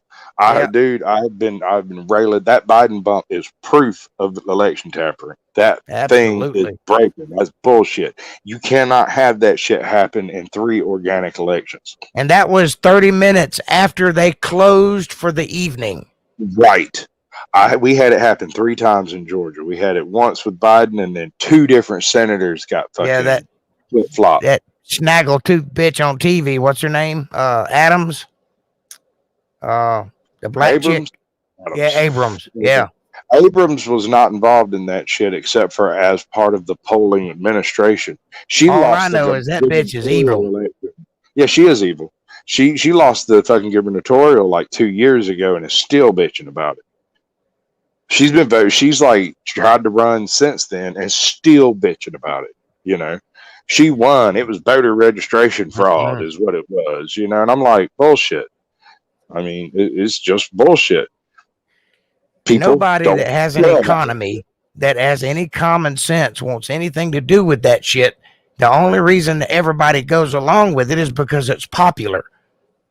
Yeah, and no, there's more to it.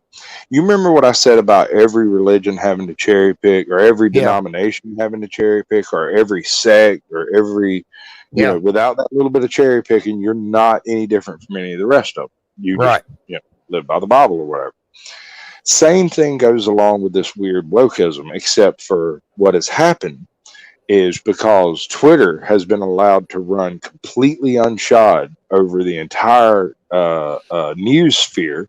Yeah. All, and I mean all of your internet personalities are on Twitter. And if they're not on Twitter, they're fucking up. The problem with Twitter is Twitter utilizes algorithms with absolute just fucking tyrannical despotism. If you ever say anything even slightly right of left, Yeah. then you get shadow notched over here. And if you go further, you get full on shadow banned. If you go further, you get full on throttled. And if you go further, they'll just fucking dip your ass off the site. Yep. Kind of like they did with Great Sky Troll.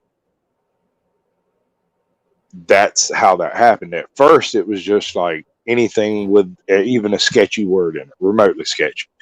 Then it was every other comment, and then it was, you know, one comment and 5 would make it through. Yeah. They did it slow, and average people would not have noticed because they don't bother going back to check what they wrote and see what it does, you know. Yeah. But I was used to getting very high volume of content, high volume of interaction from my comments, partly because they were kind of salty. Right. And partly because of the locations I chose to place them, things on like on videos from Sargon of Akkad back when before he was building the Lotus Eaters, Cognificent Live, and Tim Pool and Adam Stiegler, Yeah. whatever his name is, Krigler. like Krigler. That's Yeah, I it. like that guy. He's a real person. Yeah. Now, when I he wouldn't first mind showed talking up to that guy. I didn't really like him. He felt to me like an Ian. You know, Yeah, he it was your took a minute for me to grow local into lefty. him too, but No, he grew into you. He Yeah. saw how the world actually worked and went, You're wait a right. second, this is how it is, not that way. Yeah, when he Which first is was the on way- Tim Pool, I didn't like him at He all. was hardcore. Like I said, he was Very institutionally hippie. taught leftism. Yeah. Okay, hippie as you want to be. I don't have a problem with hippies. I had a problem with his weird communist tendencies. Right. That he Well, learned I'm out of a talking. book. I mean, what I meant by that was he was the man bun type. Yeah. Yeah, that's kind of the image I'm going to try to project. There's a Yeah, little bit of but you're that. right. He totally red pilled, and now if you listen to him, he's total right wing. Right. It's hard to deal with him now because he's got a Yeah, little bit of fucking actual experience under his belt. yeah. He will take you straight to the mat about that shit, And too. he does his research too. I really like that about Yeah. him. He actually delves into it. Now, I don't find him himself entertaining. I find He's a him. little bland. He's a little Yeah. little It's sticky just not my sweet. bag. I'm not downing on him. I'm just saying it's not my bag. That's all. Right, I understand that. I like to watch Tim make a fool of himself. He says some shit sometimes that just dude, it's obviously read from the script. Yeah. Another thing about Tim is he does not like to lose control. He is a control freak. That's why he fired Adam, because Adam was doing Building better his than own him. channel. He was Yeah. building his own channel, and it was growing faster because of, like you, Tim Pool has 15 years of YouTube experience behind him. Even though he wasn't actually running that shit, he was choosing what got put up and what didn't. Right. He had people to deal with a lot of that shit, and they did a good job or didn't or whatever the fuck. If you're doing a bad job, Tim will get rid of you so fucking fast. But something else he can't tolerate is duality. Right? He was looking for somebody to play that consummate leftist and to maintain their opinion. Yep. Adam was that for 6 months, all the way up until he actually got to see the man behind the curtain. Right.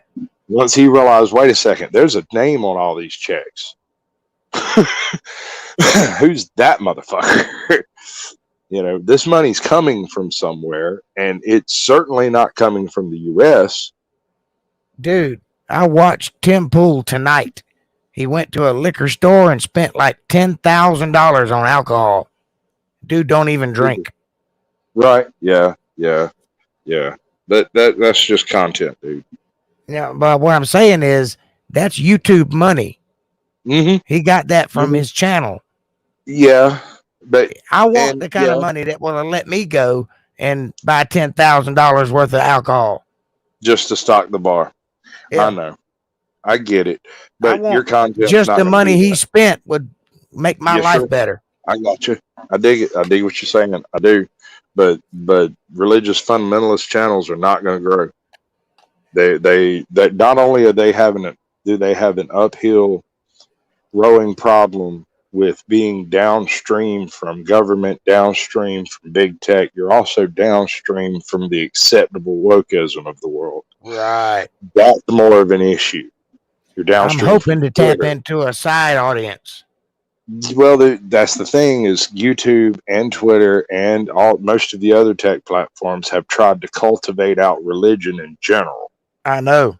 Apparently, if you believe in technology, you're not allowed to believe in religion, or if you believe in religion, you're not allowed on this platform. Well, what is all that wokeism if it's not a religion? They don't want to call it a religion. That's exactly what it is. A cult. It is a cult, and the way you can tell it's a cult is the way they chant shit every morning in fucking classrooms and shit. Yep. When you start changing the definitions of things to suit your religious wokeitudes, you're fucking up. Hardcore. That is exactly what it is. But I refuse to believe that there's no audience because I've seen it happen. I'm not saying there is no audience. We just have to get to it. We'll be stroking upstream the whole time you're running the religious angle. I know. But see, here's the thing. I'm hoping that I don't make any money from YouTube. I hope it all comes in from outside of YouTube. Right. I get that. And I don't want to monetize my channel. I don't want ads and shit. I don't want to follow their guidelines. Honestly, don't think you're going to have to worry about that. When you get around to the point of trying to monetize, your ass will be blackballed so fast you won't even know it happened. I agree.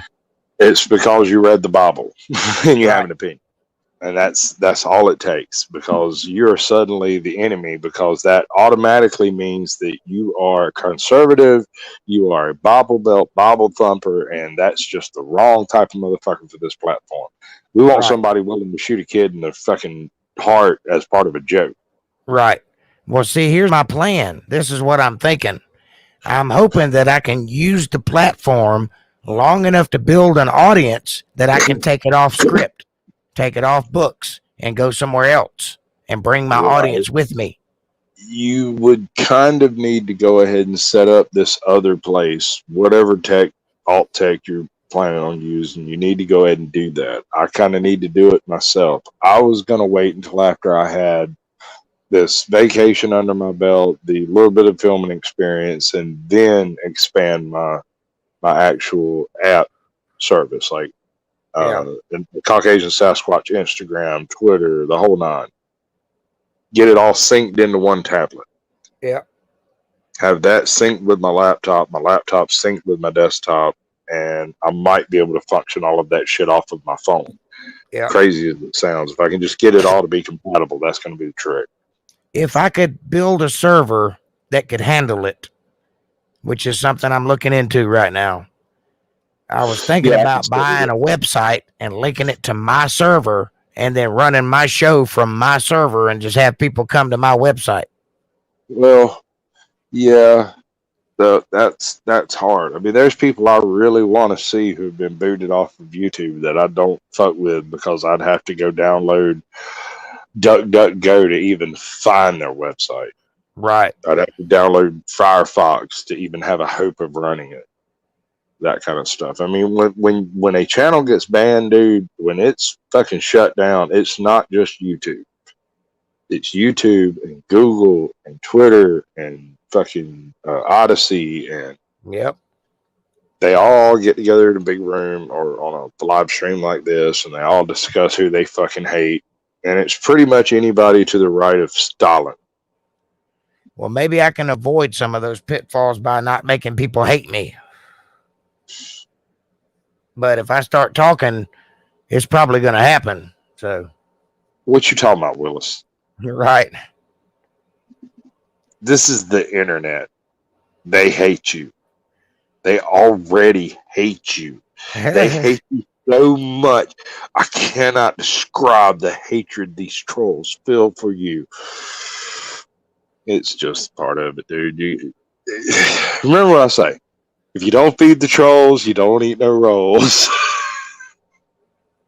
As long as we can figure out a way to get money coming in, that's all that matters. I can't promise nothing on that end of it, man. I can send everything that goes that way. That's really all I can do. Like I said, is if you're wanting to produce content, that is one business. Doing a ministry is a separate sideline, if you get what I'm saying. It's either the primary or the sideline, and whichever way you come down on that, you kind of just got to go big balls that way. Right. Now, well, I'm kind of trying to straddle the fence and do both. You're not going to be able to do that. That as soon as it starts ministrating, it's going to be jerked off YouTube for being a church. And as soon as, if you get too far to the other side of that and start generating enough revenue via specifically YouTube, but other ways could be an issue, it's going to start being taxed because you either have to choose or, and that's going to be a bit of a clusterfuck for you. I can't even think my way through that one. The only way I know is a 503C. Right, but that makes you a nonprofit, and suddenly you've got certain responsibilities along with it. But it's none of that really too big of an issue because you can write most of it off as overhead. How you can use it to fix your fucking house. I mean, it's exactly what you say. It's overhead. Right. Just provide fucking receipts. You're good. As long as I make a donation every year, I don't see why it would be a problem. Right. That's how the rich people do it anyway. Yeah, the thing is, there's like a threshold as to how much you have to have an income to be able to hit that type of a donation. Where you donate $30,000 and you don't pay the $500,000 in fucking taxes. It's weird. It's weird. I want to shoot for just under what Kent Hovind did. You know, he went to prison for structuring, which is he was setting up bank accounts to handle his income. And he was doing it $10,000 at the time, or just under $9.99. Right. And they got him on the same deal that they got Al Capone on. tax evasion. Yeah, but he Basically. didn't actually break any laws. That's the problem. They went Yeah, after his well, ass because he was going against still evolution. an issue, man. It's still an issue. I I know. mean, all that stuff. I mean, just by having the whole young Earth, kind of a weird new Christian scientist bent to the Yeah. topics that you speak of is going to get you earmarked into the flat Earth or firmament people. Yep. Well, I'm not one of those people. I'm not saying you aren't. I'm simply saying, you know what I tell people when they ask me if I'm serious? Why do you support that channel? Are you fucking serious? Here's the thing. I've known Jake my entire life, and I can't tell you if he believes that shit or is trolling. I'm still trying to figure it out. You want to come laugh and giggle and joke about it while we try to figure it out? Feel free, you know. Because I mean, what else am I supposed to say? If Right. I say you're a true believer, that immediately earmarks you as a nut job. And if I say, Right. well, you know, anything else, and I'm full of shit. So instead, I just leave it open to interpretation. Well, that's all you can do. That's all I'd ask you to do. I mean, I have a right to think, don't I? Oh, sure. I'm not debating your right to think or even speak about what you think. That's fine too. You can even talk about beliefs, all that cool. You know, I'm good with that shit. It's just that other people that I've suggested come check out the channel are like, dude, he's just straight up reading the Bible. I'm like, okay, yeah, there's other streams though, dude. Like, Right. it doesn't really come across. The readings are all fine. I think that's perfectly fucking acceptable. I don't see how anybody could have an issue with any of that. Unless they just have an issue with the Bible itself, and that's not your Right. problem. You know, somebody wants to try to pick an issue with you, like say, dear Randall, old brother Randall. Say he wants to come pick a fight with you and shit. You have to be above that shit. It has to be a knee jerk reaction. I know you like to explain yourself, and you really believe that people really want to learn, but that guy is not interested. Oh, I know.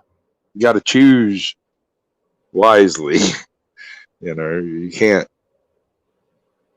make them. Like I say, I can explain it to you one more time, but I cannot understand it for you.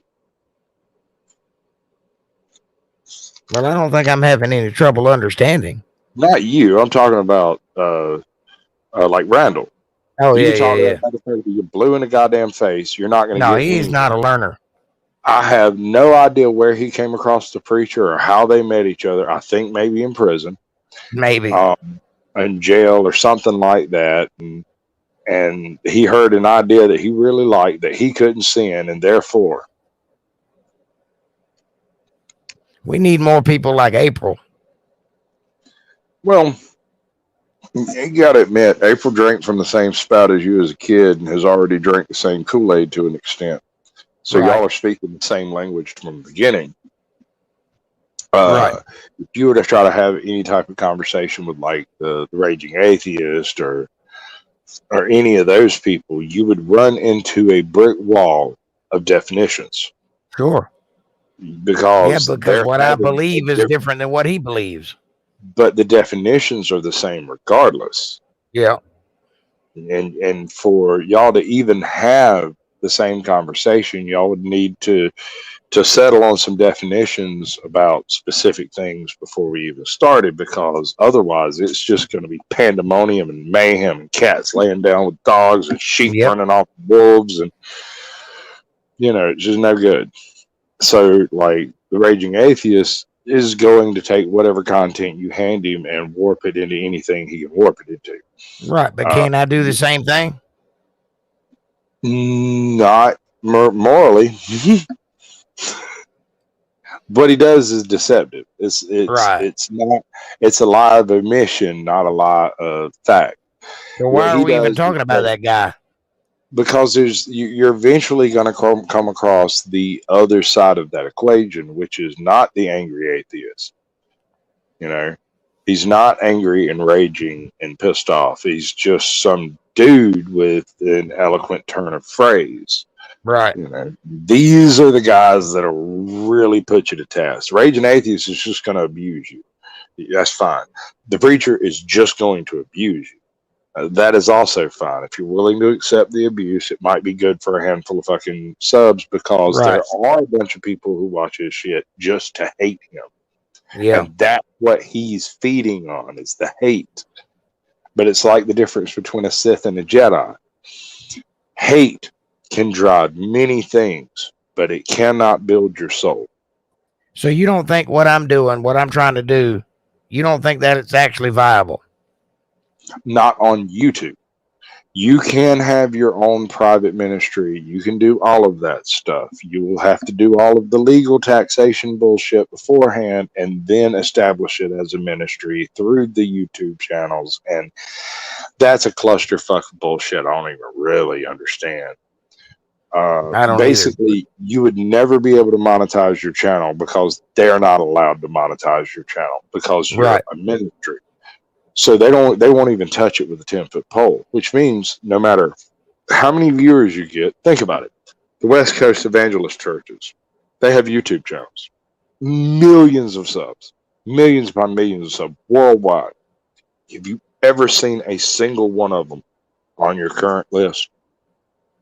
They're live 24/7. They've got somebody speaking right now live. Right. Can you find it? Go look that for would it. be all right if I had a built-in audience that knew where to find me. Yes, that would be all right if you had a built-in audience. You have an audience, and you can maintain your audience, and you can grow your audience. The issue comes in when you try to combine the ministry with your audience. It's going to become a financial issue for YouTube, and they'll nix that motherfucker before it becomes a problem. If you had 5 million subs, you might be able to go to bat for it, but we're not there, man. Right, I understand that. You know, but so if I keep it off, if I keep the money off YouTube and keep it coming through PayPal and send it to my PO box. That's Google. Well, yeah, that's part of the reason why I mail what I mail to. Right. But like PayPal is attached to Google. It utilizes Google Push and Google Services. It is part of the Google tree. And so if for whatever reason Miss Susan Wojciechowski decides to take offense to you, you're going to find your PayPal doesn't work anymore. I understand that. I know. And as long as I can keep that from happening, it'll be all right. Right. The probably around the same time you actually would incorporate as a ministry. What word would that be? Revelate? I don't know. I don't know. I don't think it's incorporate, but it's something like that. Yeah, I think it's just you become a ministry by filing 501c3. I mean, you can have a ministry anytime, but if you want to be tax exempt, you have to go 501c3. Once you're tax exempt, this is going to have issues with YouTube and trying to use any footage that you have for whatever reason they might want to use, which means you'll be devoid of any push, any type of like when you go and watch Tim Pool and it plays Fox News immediately afterwards. Right, I understand what you're saying. I hate that shit. I don't think they're doing that for me now, though. No, they're not. They're not because you are doing a religious fundamentalist channel. Yeah, but it's listed under entertainment, so. Okay, sure, it is entertaining, but it is also religious, and the algorithm catches that shit before it catches anything else. Right. These people are all atheists. I know that. Well, they might be devil worshiping baby eaters. I don't know about that. But I know that they disagree in my perception of God. That's for absolutely sure. I don't want to put words in people's mouths, but I can definitely state that succinctly. I know there are some good Christian channels that are functioning, like Shepherd's Chapel and Kent Hovind and a couple of other ones. Yes. And as long as I can stay in their lane, it'll be all right, I think. Yeah, and that's what I'm saying. I am not the person to talk to for what that lane is. Right. I can handle free speech issues. I can handle doxing issues. I can handle some portion of litigious issues in the YouTube sphere, because I've either encountered those problems or Right. know someone who has encountered those problems. Well, I think so far what you've been doing for my channel is perfectly acceptable. I appreciate that, Yeah, and I think that if you just keep doing that, that'll be fine. I'll do what I can and go into other channels, what you call poaching. Yeah. Well, that was kind of a joke, but it was kind of Yeah, I serious. know it's a joke, but it's also serious. It's exactly what I'm doing. Yeah. The joke is only funny because it is true. Right. And I may get blocked out of the preacher's channel just for you having said that out loud and them witnessing it. You know, Yeah. just Well, I didn't expect Randall to pop in, but I said what I said, and then I affirmed it. So if he has a problem with that, those people don't want to be there anyway. So, well, they do. They want to go there and hate him. Not the one I was looking at. As far as like the preacher's concerned, I mean, they are there trying to save them, but that is in the realm of hate watching, not in the realm of watching for content. I got you. I watch when I watch that chapter. Like when that chapter comes on, man, it's like Saturday morning cartoons for me, man. Somebody's dead and he's gonna tell me about it. Let's go have a goot. Let's do it, man. What kind of shirt has he got on today? Oh, it's the salmon one. I knew it. Don't ask me why. Like I said, listen to that dude fucking read radio instructions. Yeah, I've got a couple of people I listen to like that. Robert Meyer Vermette is one of them. I listen to him, and he's so left wing it makes my teeth hurt. Wow, but he's smart. Yeah, but you know, he has a gimmick. He's got a show, and if you go back and look at some of his older stuff, it's really eclectic. It's like all over the freaking place. He's telling stories about this and that, some other shit, going places, visiting friends, all sorts of stuff. He fell backwards into doing real crime. Real crime was one of the stories that he did out of like 3 or 4 dozen things, and it was his first real crime report, which was not called that chapter. I think it was next chapter or something like that. And he just did a local kid death that had taken place in his hometown that he was aware of and had done a little bit of research on, and yada yada yada. And he just set it up, told the story, shut it down, made another fucking video 5-10 minutes later, forgot all about that one. And then 6,000 people showed up to watch some true crime shit that happened in Edinburgh. Yeah. Nobody ever cared about before, you know? And that's really what motivates him, seems to be letting people know. Like, he does like unsolved shit a lot. Most of his cases lately have been solved and really weird. Really weird. But some of them are unsolved and specifically done to bring attention to an unsolved case, because somebody out there knows what happens.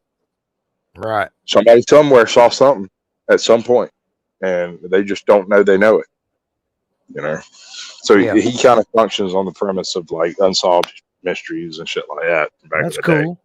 It's really cool. Really cool. I like it. Another one that fell backwards into it was Southern Girl Crime Stories. Back before she incorporated, she was just Southern Girl, and she did dollar store hauls, fucking couponing, cat videos. She made little things with her kids and all kinds of other stuff. And one of the things that she did was a local crime story about some homeless dude who had died and they couldn't identify him. Right. All the information she could find on it. And just like with that chapter, it fucking hit. It went viral compared to the rest of her material. Now and that may happen to me too. The thing that I'm doing, I don't know if you want to call it a calling, but I was kind of pushed into it. It's been chasing me my whole life. But mainly, it's the thing I'm the most versed in. It's what I know. I'm good at it. And no matter what I do, I feel like I need to be doing that. So I just started doing it. But I'm not opposed to doing other things as well. And it may something completely left wing might happen. What I'm saying is The issue with doing other stuff as well, if you do it on the same channel, under the same heading, with the same audience, it's not going to have the same effect. Right. That's why I'm wanting to do something completely different from what you're doing. But I'm also willing to collab with you. Is Sure. to kind of give you somewhere to put stuff that is seen by an audience not associated with anything you've done. Right. Also, I have a few fans myself. If you could call them that, trolls, pet trolls, maybe, I don't know. I have a few pet trolls, and I'm not sure I want any of them to get off into your shit. But once this starts, it's gonna get interesting. Yeah. I Why mean, would you not want them to get off into my shit? dude. I mean, fucking trolls are trolls, man. Oh, I know. I see what They're you're an saying. acquired taste, man. They're an acquired taste. Like, I can sit and joust with them all afternoon, and it's all funsies and everything. There's nothing these assholes can say that I haven't either heard before or had told to me by somebody I actually cared about. Right. So, like, what the fuck are you type all you want, man? You're not gonna bother me. It generally, if they're having any kind of a logical conversation, it ends with them screaming that I'm dumb, which is a win in my book. Oh, me too. But Yeah. you just stupid. Yeah. As Okay, soon as they so call me a name, I've won the argument. yep, I'm done. We're finished. I'm gonna do a mic drop. And walk the fuck out. Yeah, I would like to Yep. do some serious debates, but they have to be serious. I can't be fucking around with trolls. Well, I was thinking about that, and it's kind of a shit gimmick, but it's one that works, and it would require something of an industrial espionage kind of act. The concept being, let me get some content on a channel and get any 5 or 12 or 15 people that are willing to fucking stare at me. And then we can customize a debate so that it is interesting. And yes, I understand that's like Biden answering prepared questions. Right. Get that. But we're talking about actually trying to get the conversation to function on topical details, things that it's just flat going to break down with anybody else. I understand. So instead of having a legitimate, actually, hard punching debate back and forth, we could do well edited responses to one another. Yeah, that'd be fine. I'm game for that. And that wouldn't change the outcome of the message.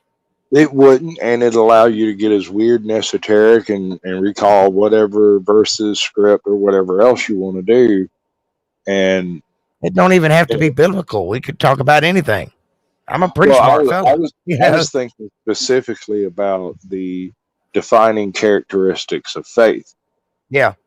Because without being able to literally have an acceptable definition for what faith, as in capital F, actually is, you cannot speak to someone without faith. I understand your point. So it's a non-starter. Any attempt to convert an atheist is going to fall on deaf ears because you're speaking a different language. I agree to that to some extent, but I also agree that planting a seed is a pretty powerful thing. Sure, and just because you don't win right now, don't mean that it won't convert them later in the future. Well, that's what I'm using the term convert in a contextual, in a conversational context, because I don't actually mean that in that way. Yeah, I know, not a biblical conversion, but like just coming around to thought. Right. To be willing to think of it. I come to a specific event. There is a specific event which must take place in a person's life before they can experience faith. Right. They have to have witnessed an impossible event take place verifiably, literally before their very eyes. Right. The more intelligent a person is, the less verifiable it may have to be. Right. But the reverse is true from like what's that term when you're really dumb and you think you're brilliant? Yeah. I know what you're talking about. Kruger effect or what the fuck ever it's Yeah, called. some kind of effect. Yeah. Yeah. Yeah, they like to blame that on people when they prove a point.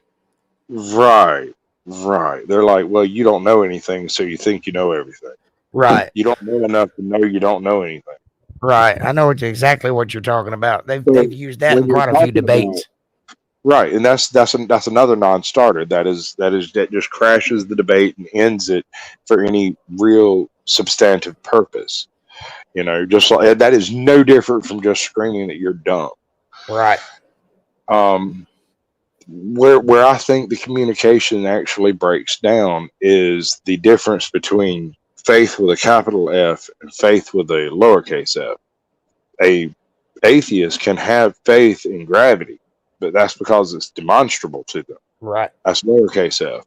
Faith involves the belief in the impossible, something that you and no one else can possibly fucking explain because it is fucking miraculous. Right. I don't know that I actually have that kind of faith because to me, God is demonstrable. According to the way that I see things, I can prove there's a God. Exactly. And that's why you cannot ever debate a straight up atheist because you do not have the tool set to be able to speak to them on even terms. They will not speak with you on even terms. Well, that's not necessarily my tool set then. That's theirs. I'm a pretty good speaker. I'm not talking about speaking. I'm talking about the combination of the ears that are not hearing and the language that is not being spoken. Right. Well, if they don't have ears to hear, there's nothing I can do regardless. Sure. I'm just saying you can completely blunt one entire wing of trolldom in general by just not exposing yourself to an impossible sell. Right. Well, see, that's what I'm trying to say. That up to a point. Now you get up Why around do you think that God is an impossible sell? No. I'm not saying God's an impossible sell. I'm saying that an atheist has no faith and therefore cannot believe. Right. But if I say to you, capital F faith. I get what you're saying. But if I say to you that the proof of God is a seed, because what came first, the seed or the tree? A seed has everything in it. Hold on, let me finish. A seed has everything in it to build a tree. But a tree has everything in it to make a seed. But trees obviously were here first, fully grown and able to make seeds. Baby trees cannot make seeds. So the only way this can happen is if the tree was put here first, because a seed can't evolve. There's nothing in anything anywhere on the world that can lead to the evolution of a seed. It has to come from a tree. The tree that made it is the seed that makes the next tree. So therefore, something had to put a fully grown tree in place for a seed to be formed. That's God. That's proof that a God exists. Anything to a person whose base belief is that there is not a God. I know, but if that common sense does not reach you, then I can't talk to you anyway. That's exactly what this conversation is about. There is a certain section of these people, of these YouTube people, these online personalities, right? That just zero interaction with them is better than a passing acknowledgement. Right. But knowing the difference of who can be fucked with and who you can't. Like for instance, Cog, who does exactly the same type of videos that the Raging Atheist does. He just does it on a more broad spectrum. He deals with people that are mentally deranged and believe they're always right. Sound familiar? Mm-hmm. It's not a religious thing with him. It's not an atheism thing. It's just you're stupid thing and we're going to laugh at you. Right. I would rather go toe to toe with him and be torn apart by Cog than get diced up by the raging atheist, because at least Cog is going to keep your shit in the context in which you said it. The raging atheist is going to chop it up and change what he asked and how you responded to a different question and yada, yada, Right. yada. Well, I wouldn't fuck with that guy anyway because he's dishonest. I'm not trying to do anything dishonest here. Exactly. Same thing with the preacher. You cannot bat under your morals.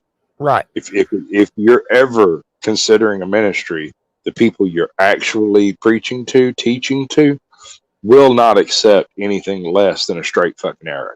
That's right. And if I show to, weakness in myself, they're not going to follow me. Nah, I think you're off base on that one. The current acceptable prose is a live and let live philosophy that's only adopted by the religious fundamentalists in the world currently, as far as like Christian values are concerned. Apparently, Mohammedans are allowed to go and do whatever the fuck they want to do anywhere on Twitterverse and anywhere. Taliban has a fucking Twitter. Yeah. The fucking Taliban has a Twitter. Donald I know, Trump. And they're allowed on it.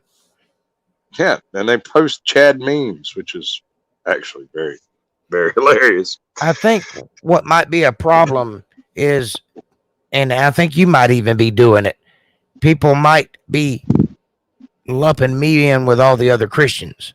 And I'm trying to teach that they're wrong too. You are in with all those other Christians. No, it's not a matter of yes, you are. The algorithm dictates where you are slotted. I could care less what the algorithm thinks. No, you do care what the algorithm thinks, because the algorithm determines where your video pops up. People have to go looking specifically for religious stuff to find religious stuff. They don't just give that shit to you. Right. I mean, I've been going through religious stuff for the past 2-3 weeks. I have not had a single suggestion from any of it. It just doesn't exist on YouTube or Google or Twitter or any of that. So I'm not saying it's not going to be an easy fight.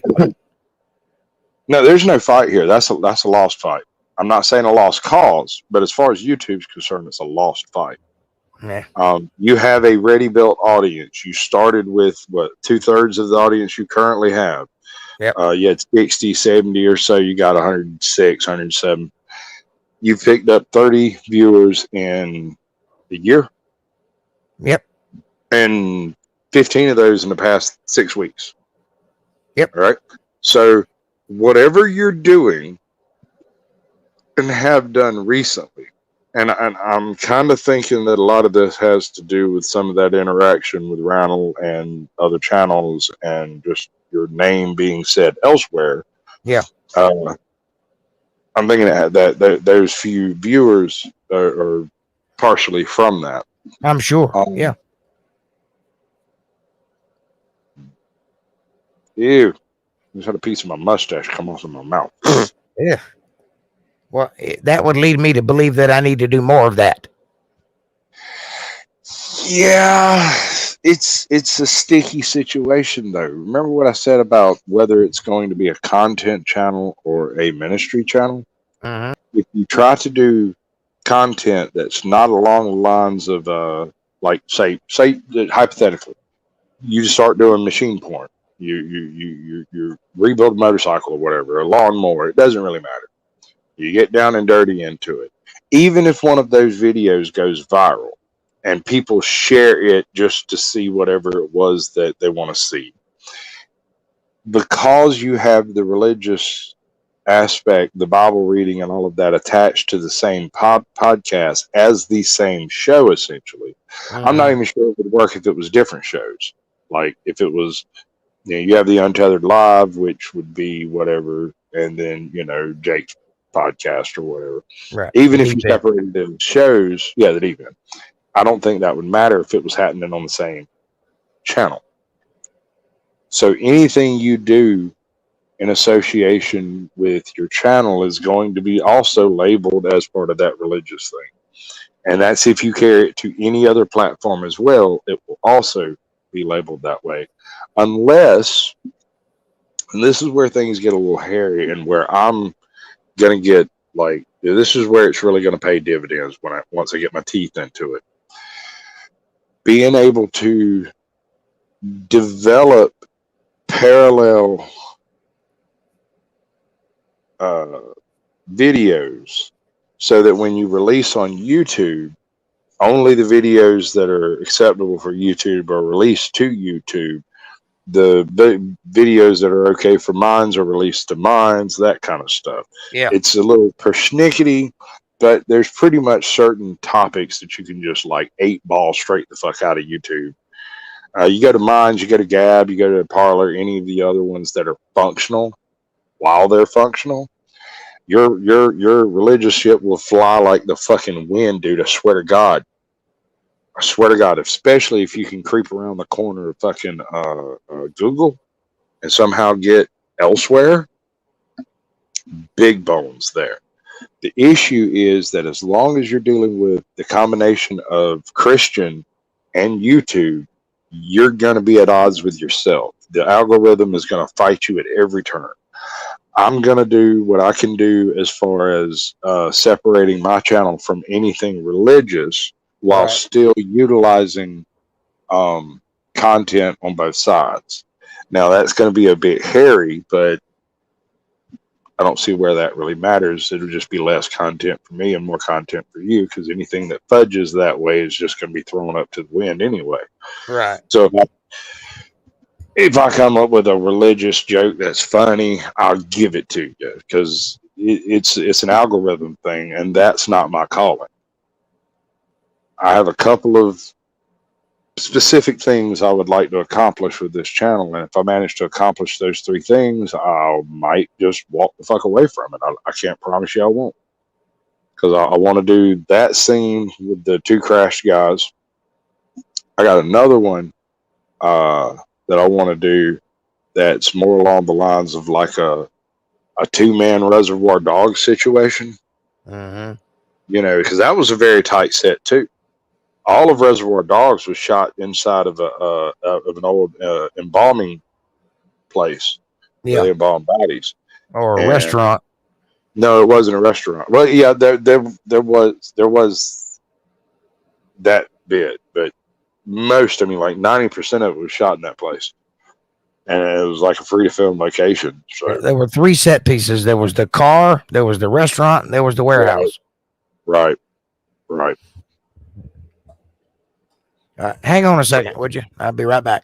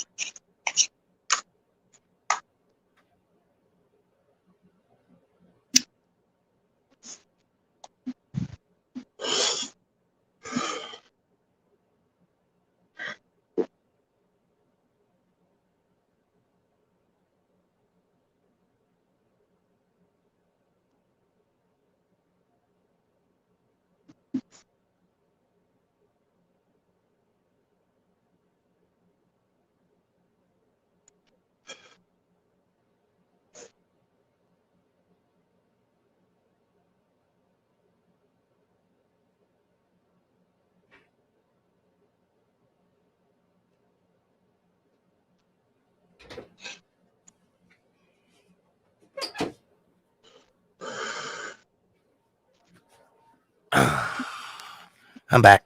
So if I'm reading you right, are you telling me that you're worried that my religiousness is going to affect your channel in a negative way? No, I don't care about that shit. I'm just saying that when it comes to my actual productions and postings, I'm not going to have any particular religious bent. It's liable to be. I'm not asking you to. Mahabharata. I may shoot a scene from some fucking Flash Gordon comic I saw back in the day. It's just not. I'm just not. It's not a direction. Yeah. Well, look, I'm not asking you to do that. And if you wish to have my involvement of anything of yours, I'm not asking you to include that in it. I can do non-religious things. I am a human being. Right. Well, what I was saying is, if, like I said, I come up with something that specifically, uniquely suits your channel more than mine, that's fine.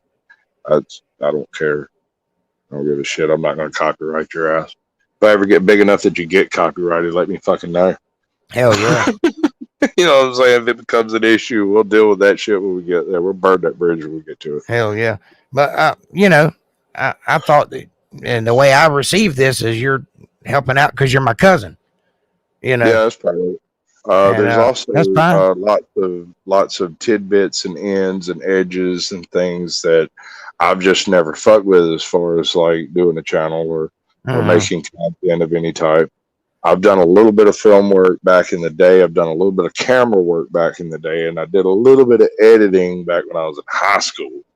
Now, let me ask you a question. Trash. This is just for my own curiosity's sake.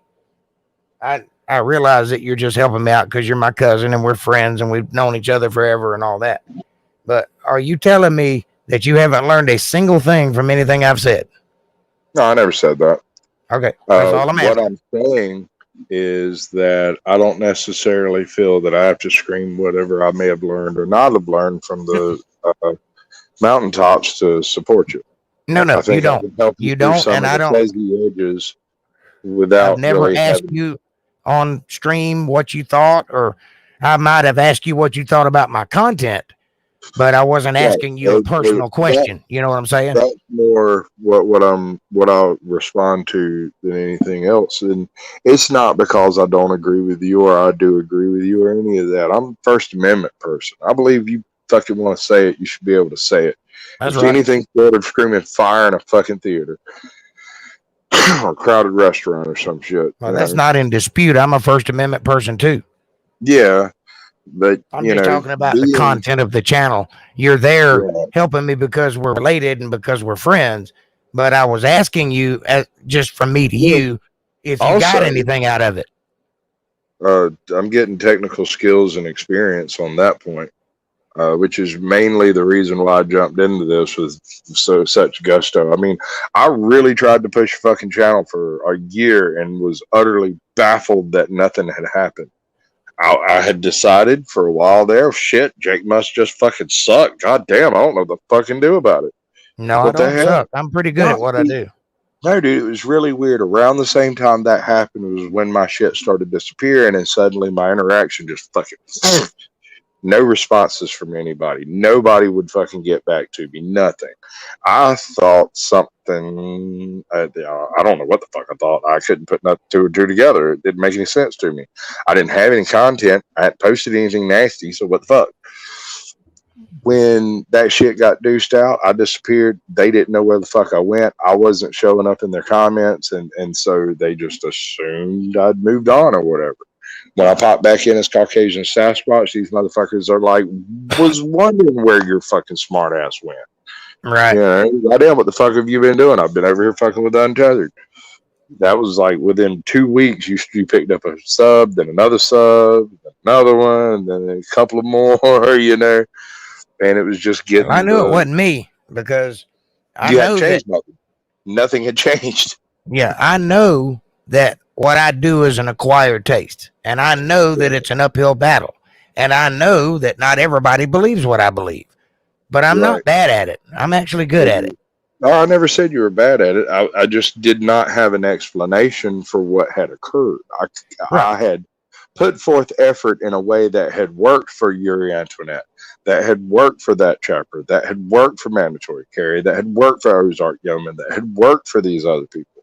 This is how you build a channel. I've done this. Right. And it didn't work. It wasn't that it just didn't work. Not only did it not work, I started losing subs. It was weird. And I was angry, and I was fucking really wanting to start a channel that I had a little bit of fucking ground clearance on, you know. Right. 30 subs ain't a whole lot, but damn it, it's 30 subs you don't have to go look for. That's a third of the way there to getting started. You know what I'm saying? You're already there, and I gone, just all gone. All of that fucking 2-3 years worth of comment trolling and shit gone. That sounds to me like YouTube got a hold to you. Yeah, I had something posted on that channel at some point that I never posted. I have no idea where it come from, how the fuck it got posted on my channel, or at what point in time it fucking occurred. I deleted it, and I just went, weird. What's that doing there? And deleted it. Didn't think nothing else about it. And then just kind of like slowly over the course of about 3 months, I went from having interaction on a normal level to zero interaction, or only interaction specifically with content creators that I had previous interactions with. Right. So no new content creators. Even if I went to a somebody with 30 fucking subs and comment on the video, you'll get a comment from that guy. He's happy to talk to anybody new that's seen his shit. Right? Another one, I don't know. You're not real big into history things, but there's a good channel. It's Ancient America. And it's basically specifically breaking down different dig sites in America. That's it. It's just what was found, what's there, can we read it, what does it mean, that shit, you know. It's kind of like an unsolved case channel without the unsolved cases. So the unsolved cases are civilizations lost to history. Right. It's neat. The narrator has an excellent voice. I stumbled into him at around 25 subs, and I'm like, dude, if you just got put on my goddamn list, you're fixing to blow the fuck up. That was like fucking 9 months ago, and he's at like 20,000 subs now. So, I mean, something happened. Something. Yeah, his content, I could give you a rough guesstimation as to what happened with his channel specifically. If his previous channel was virtually identical, but he picked up a bit of an editor, some editing skills maybe, and a picture person.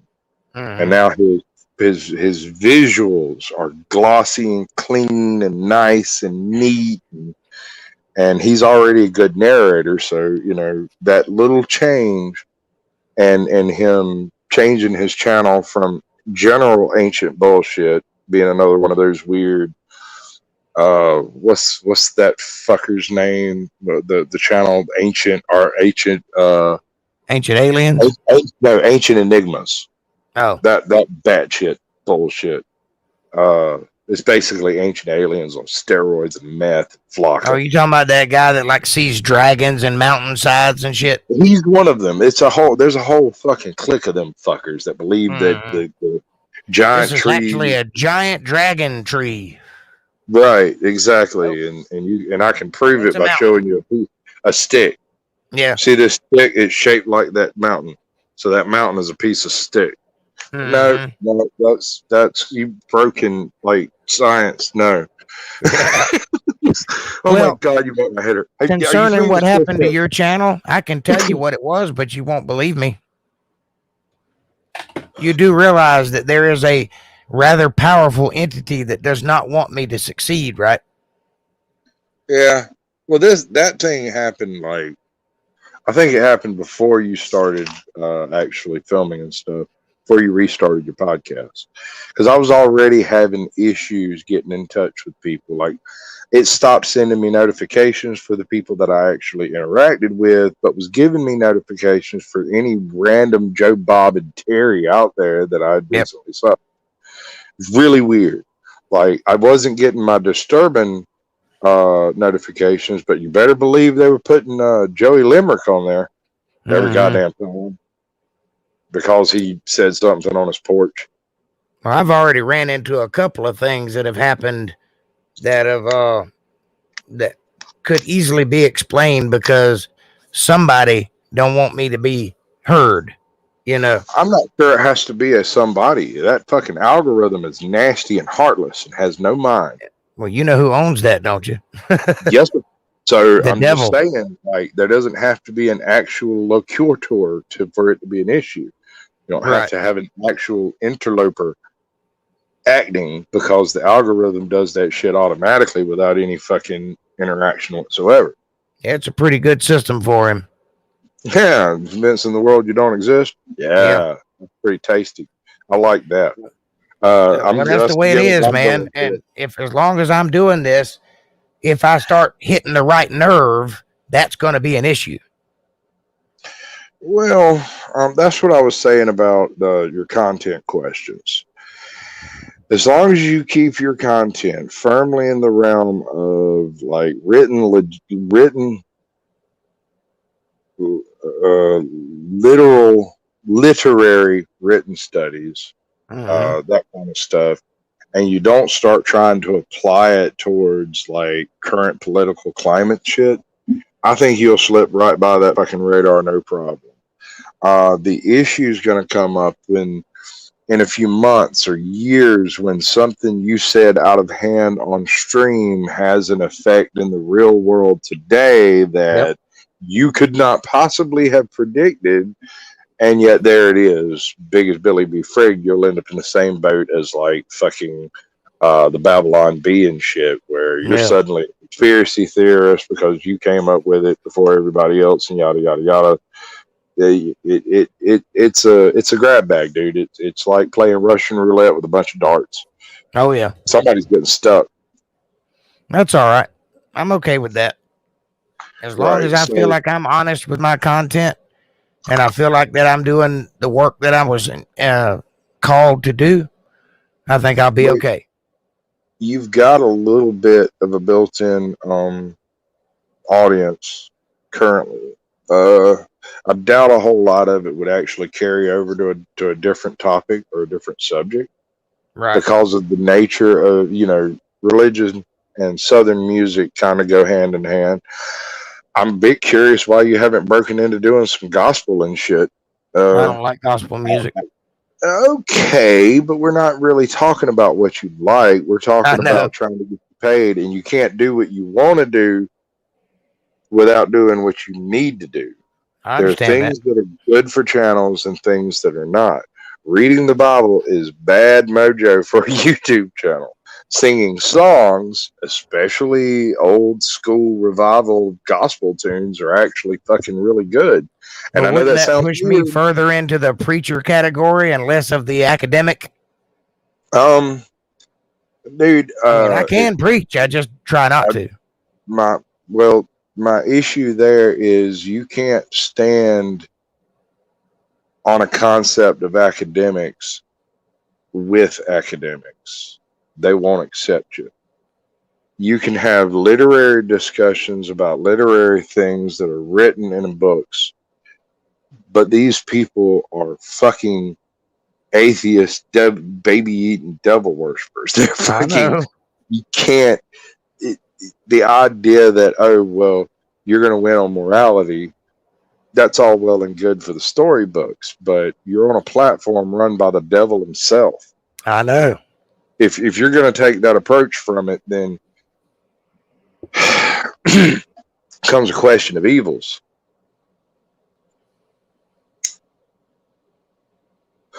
If you're going to make money, that should be the purpose. If you're going to have a ministry, then that should be the purpose. These two things, other than the fact that sometimes they line up on each other, are generally mutually exclusive. It is Right. very rare to come across an individual that not only agrees with your perspective, but agrees so much that they're willing to promote it and further support it. It is much easier to come across people who don't give a shit one way or the fucking other, but really like that video and are willing to send you $1. Right. No religious attachment to it whatsoever, simply a cool video that says something cool or funny or has a cat in it, whatever. Well, if There's the TV difference between evangelists can do it and make bukus of not dollars, on I don't YouTube. see why I can't. You can't do it on YouTube. They are on YouTube because they have millions of subs and they can't be deplatformed on the basis of law. As a tiny channel, they'll point at you smoking a cigarette and say you violated terms of service and just boot your ass. It's you're having a discussion about morality with a machine. It has none. There, there's no what's right and wrong. There's what will make money and what will not. Everything else is outside of the bailiwick of YouTube. If you're going to be doing that kind of stuff, you need to do it elsewhere. If you want to do YouTube videos, you're kind of stuck doing the YouTube videos. You can't really evangelize on YouTube because they won't show nobody nothing. That people will literally have to come looking for you. And when we look up Untethered Live, do you know what we find? A song with a naked woman on the cover. Really? Somebody wrote a song called Untethered Live at one point in time in the far distant history of the world, and it's above you. Let's see. I imagine from your Google, it'll probably give you Untethered immediately right on top. Nope, I got the song. Okay. I have no idea what that song is. I've never listened I'm to it. third down. Hey, you moved up. It was 6 copies of that song in 4 different versions. Well, the thing is that's got to do with metadata. That ain't got nothing to do with algorithm. Oh, that's the other side of the equation. Right. When we get to the metadata part, that's actually where the religious concept could pay off if there was any construct in the system to allow it to. Yeah. The metadata is going to get you into those feeds for the other mega churches and shit. Right. But you'd have to hit 50,000 subs before you got there. Well, we get there. It may take a couple years, but we'll get there. I got enough time.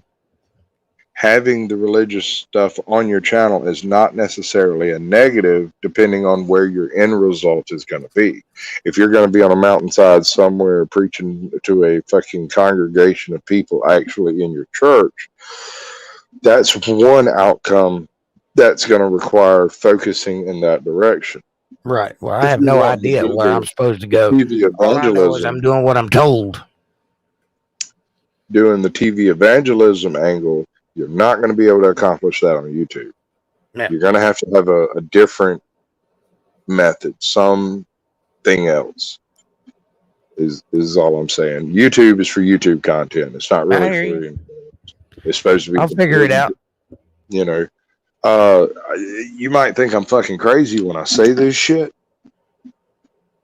but when you get up, a couple of thousand subs or so, when that shit starts, panning out and people start seeing shit, maybe. I think you've got plenty of content if you could do the editing and find the jewels, the nitpick little things that are funny and drop them as shorts, from your stream. And drop them as shorts, cut out pieces of songs and post them as individual videos instead of having to go through a 3-hour thing or a 2-hour thing to try to find one song that they wanted to hear. Maybe just timestamping them when you're going in there to do it so that people can just pick to go to whatever song they want to hear or whatever. Because I know you're looking for people to congregate with. But you're also looking for people that will give Jake money. Right. And I think the second one is short-term more important than the first one. You maintain your arrows straight and true for the end target, but you're going to have to adjust your delivery for the growth period. I agree. You're eventually going to run out of Bible and New Testament to read. And there's a few other things you can throw in on that pile to add a little bit more content on that point. But eventually you're going to run out of that. You can cover it and recover it and recover it and recover it and ad nauseum, and that's perfectly acceptable. I'll support that too. I have no issue with it. But that's not going to grow a channel. Right. So you need as a channel on YouTube, you need to look at other type of content. Your music was cool. It's always there. You can always do that. I'm not saying don't do it. I'm just saying, you catch a bunch of copyright strikes fucking around on that side of the world. I do. So, whatever. However you want to that's the reason I backed off on it is because of all the copyright strikes. I don't want to lose the channel I'm building. Right. Exactly. I get that. I mean, 100 subs doesn't sound like a lot to anybody out there who watches 2 million sub channels, who tune in to Count Dankula and fucking Tim Pool and goddamn, what's that, Logan Paul fucker over there. These people have millions and millions of subs. Half of them are probably old phones that people don't use anymore. Probably. you know, dead accounts from people who got blocked off of other shit, but their sub still sticks around. Hey, you probably got 5 from me. But these people see, you know, anything under 1,000 subs and they're like, you're not even a channel, you know. Right. They don't have any content. They're not making anything. They just judge it based off of what their average viewership is of the channels they watch. I understand. Most people don't go looking for small channels to blow up. I found Yuri completely by accident. She does makeup tutorials and crime stories now on TikTok, making $60,000 a year doing nothing but putting makeup on and going and eating pussy later. Right. I mean, she's a dyke, so that's what you expect her to do. It's just you got to find what works and go with it. You can't shoehorn something you want to work into it. I understand that, but I also have to be true to myself. That's true. And there are other So that's platforms what I'm trying to do. that. Yeah. I'm trying to straddle running a business and being true to what my calling is. Now, religion and business are not good, happy bedfellows. Never have been. They're very. I don't know about that. Anytime business evidence gets to the contrary. It depends. Are they clean, straight people, or are they fucking crooks? Because shysters and crooks like religion too. Money and religion are not good bedfellows. Business and religion certainly are. I mean, money cannot be the root of all evil. If money is the root of all religion, that's not going to fly. I understand that, anyway. And I have no problems going a little bit Jonestown, a little, but I can't go Kenneth Copeland or Joel Osteen. There is another angle here that is not often explored with any intellect. Let's hear it. And I really don't want this to turn into a thing because it's so hard to do anything with as far as trying to convince like normal people to come and watch you. But if there's the other side of that religious fundamentalism thing is that people like to hate watch people for stupidest reasons. Like you could do a flat earth doctrine video, like a long form content like you would see Sir Sick do or Sargon of Akkad when he's doing his epochs, right? And he does a 3-hour discussion about how Julius Caesar took over the military without anybody realizing what he was doing. Right. You know? He goes into it in depth. He speaks on it intellectually. He speaks on it intelligently. At the same time, he's nodding along with the jokes that are going on in there. Yeah. If you were to take that approach with something completely fucking absurd, if nothing else, it'll be a laugh track. Right? If nothing else, it's liable to perk somebody's interest out there with 3,000, 300,000, or 3 million subs to go, look at this idiot. Bam, 10,000 subs. And it has to be done. If you were going to try to create that and do that intentionally, it would have to be done from a position of absolute fucking unfettered belief. You would have to have the sound of belief in your voice when you're doing it. You'd have to have the drive of belief to do all the fucking little things that would be necessary. But like attempting to set a proof for flat earth, or attempting to set a proof for the firmament as a solid mass, attempting to set a proof for the moon being a fucking image projected onto the sky or whatever. You know what I'm saying? Like birds, my favorite, my absolute favorite. All birds are fake. No, birds are fake. Yes. But here's my favorite. They're actually plants by the CIA to keep an eye on people. Yeah. And bird shit is when they putting trackers on your cars. Yeah. All kinds of crazy. I might get into that. Exactly.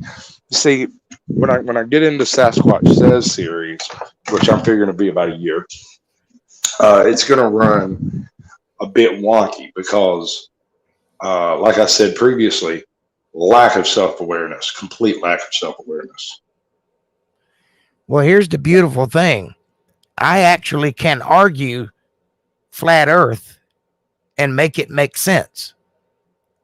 I don't believe that, but I can argue it because the math checks out. Because here's the thing about earth.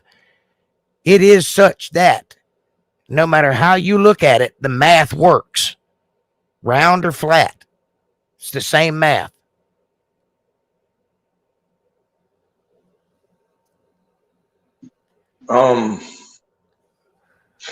You would be attempting to put this together from the perspective of someone expecting it to be utterly fucking believed because it's obvious. Right. And then at the same time, in the back of your head, keep in mind the fact that hopefully somebody out here will notice this motherfucker and do a response. And if I can swing it, I'll try to get Sir Sick to do it. But it's going to have to do this. You know the one that you're talking about where the dragons are like, you can see them in the map and shit, that dude? Yeah. That level of fucking absurdity. Wow. But also done with the absolute assuredness of correctitude. Right. I get what you're saying. You gotta sell it, son. I don't know, man. If you were to ask me what I believe, I would first tell you I've never been up there, so I don't know. And then the second thing I would tell you is that what makes sense to me is that the gas that surrounds Earth is round and the Earth itself looks like a piece of gravel. It has flat sides and it has curved sides.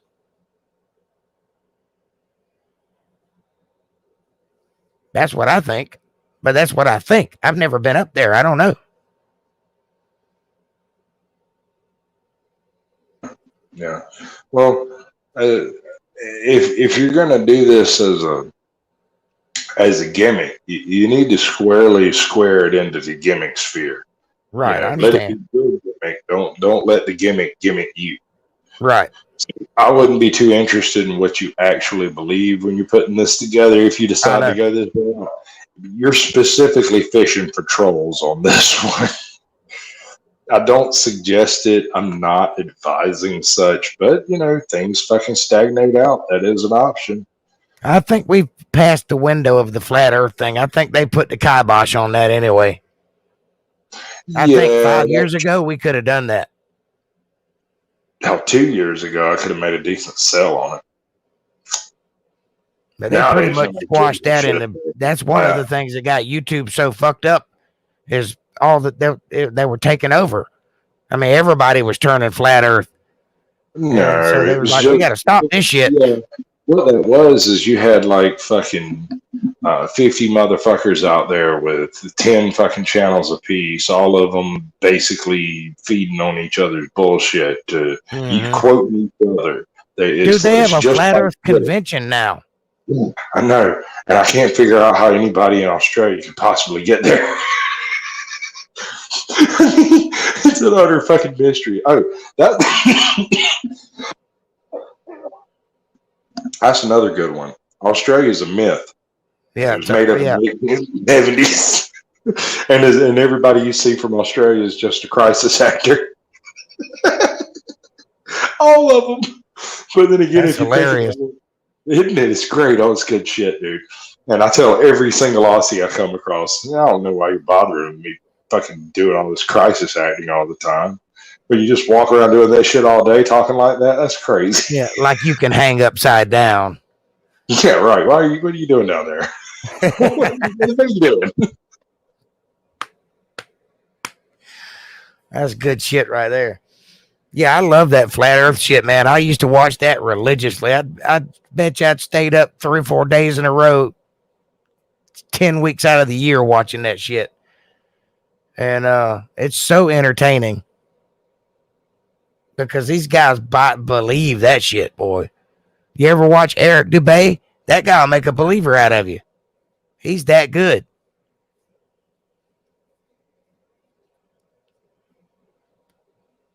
There's a few that I got sucked into back in the day because a couple of them made some attempts that actually made a little bit of sense to Yeah. try to do. Like there's this one guy, he completely gimmicked what he was doing, but the premise of his assumption is at least common sensible, right? Yeah. His theory was if you took a laser and shined it off of a building in Chicago to a point on the horizon, and then you took another laser 20 stories down and shined it at the same point on the horizon, and then sailed a ship out to that point where the 2 points converge, you should be able to demonstrate whatever the curvature of the Earth would be. Right. He then proceeded to completely fuck up the actual experiment to prove his own points, right? And Yeah. in so doing, anyone with a fucking basic understanding of math went, "Wait, you did it wrong. Yeah. You can't. That's you. He started out okay. These two converged points, we should be able to calculate from this point, from the start point, from the third point, and from the location of the ship, how much curvature is taking place, and what kind of yada yada yada, right?" He then proceeds to lay a laser level on his top laser and then alter the angle of the bottom laser to match the top, Mm-hmm. throwing any concept of a curvature completely off the deep end Yep. because you do it the other way. You do it the other way. You center from the bottom because that's your static point. That's the point Right. you're going to use as a reference. By doing it the other way and counting down, he could do nothing but come up with a negative curvature, proving a bowl, not a globe. Right. There's people that believe the Earth is convex too. Don't get me started on hollow earthers. I love those Oh guys. God, yeah. They're tons of fun, dude. Say what you will, they're total idiots, total fucking morons, and completely cooked out on meth or whatever. But they're not idiots. Right. They have No. seen That's something. the thing about flat Earth. That's what I was saying. The math is the same. It is Yeah. Well, believable it's not the because you same can on the prove it. hollow. Hollow earthers are a totally different beast, dude. These Yeah, people I hadn't have really faith. got into the hollow Earth. I've heard about it, but I hadn't really followed it. These motherfuckers carry around Admiral Byrd's play papers like it's the Bible itself, dude. These Yeah. motherfuckers are believers. Sir Arthur Conan Doyle was a prophet.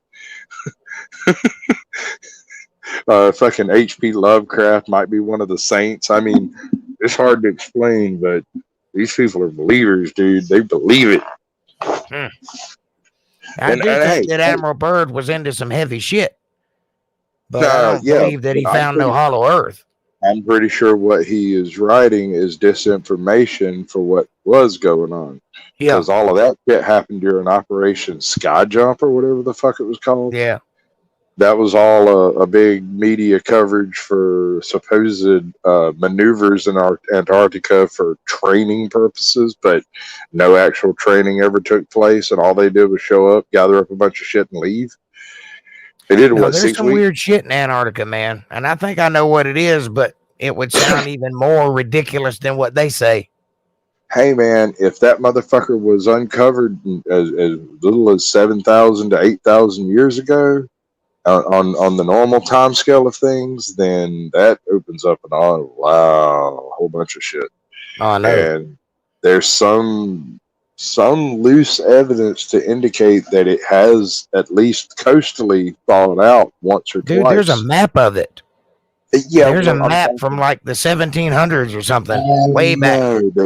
And it was assembled from earlier maps that supposedly go all the way back to the Maritimus and the Grand Mariner and the Sea King and all that shit. But what I'm saying is on the physical ground, there seems to be some evidence that within the last 10,000 years, easily, it thawed, at least on the coast. Now, that sounds extreme, but at the same time, all it would take is for a breakdown in the Kabbalistic wind flow. Dude, the Earth has been changing temperatures since it was created. Yeah. There's been times that America was frozen.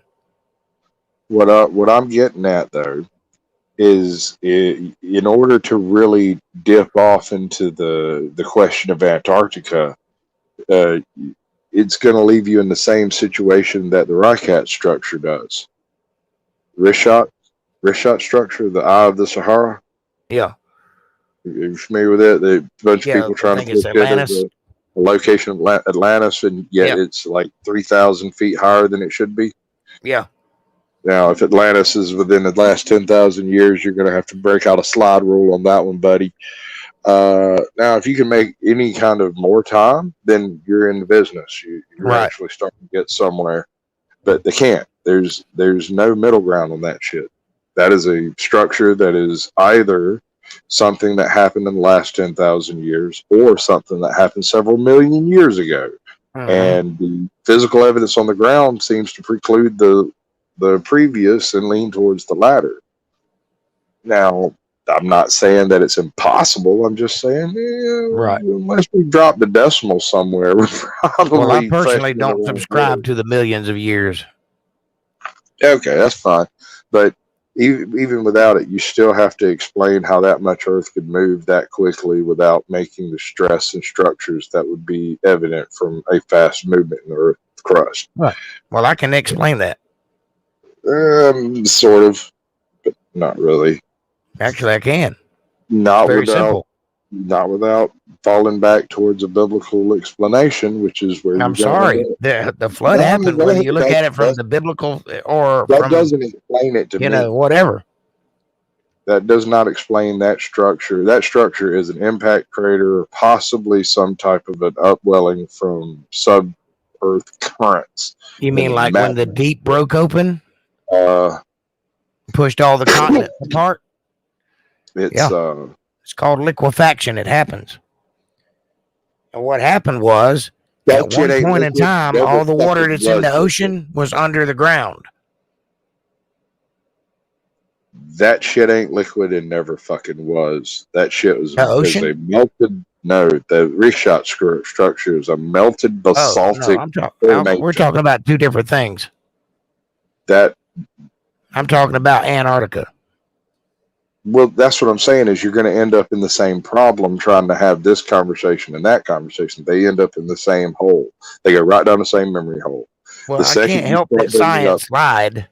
I can't help that. okay, but you also can't fight against it because it's the accepted belief of the world. Right. Well, I can fight against it. That don't mean you're going to listen to me. That falls into the same memory hole as the discussion of faith. Yep. You're relying on specific definitions that only you and the people that have read the things you have read can understand, just like these wokeists over here are doing, because only they that's read not that true. shit. There is a growing section of scientists that are coming around to my way of thinking, like Randall Carlson. Check him out. He's the guy that's been studying the land masses in the middle of the United States for a while. And he's come to the conclusion that the only way that the land masses that are there could have been formed is with a amount of water that would have to cover the whole earth. And he's not a religious person. He's a scientist. I think I know who you're talking about. Did he write Ragnarok, Earth and Gravel? I don't know, but he's on Joe Rogan a lot, and he's a big fat guy with a big red beard. I don't know. I never saw a picture. Very smart. He knows his shit when it comes to land stuff. There's a geologist who he takes in. I say takes in. He does various interpretations from a geologist perspective, explaining various legendary or mythical stories, like the Strait of Man, that Sri Lankan bridge that supposedly was built by Rama or some fucking buddy back in billions of years ago or whatever. That's a structure. It exists. It has geology attached to it. It's also partly man-made. And he went in and he did the full Rama history and how he built it and invaded Sri Lanka or whatever it was and all of that. He then goes back and explains the actual geology of these things and how, up to this point, it's all Mother Nature's creation. After this point, it's something that people brought and put here. And Right. then over here, there's a place where there's an eddy current that just drops big rocks. Right. So there's a big pile of big rocks here.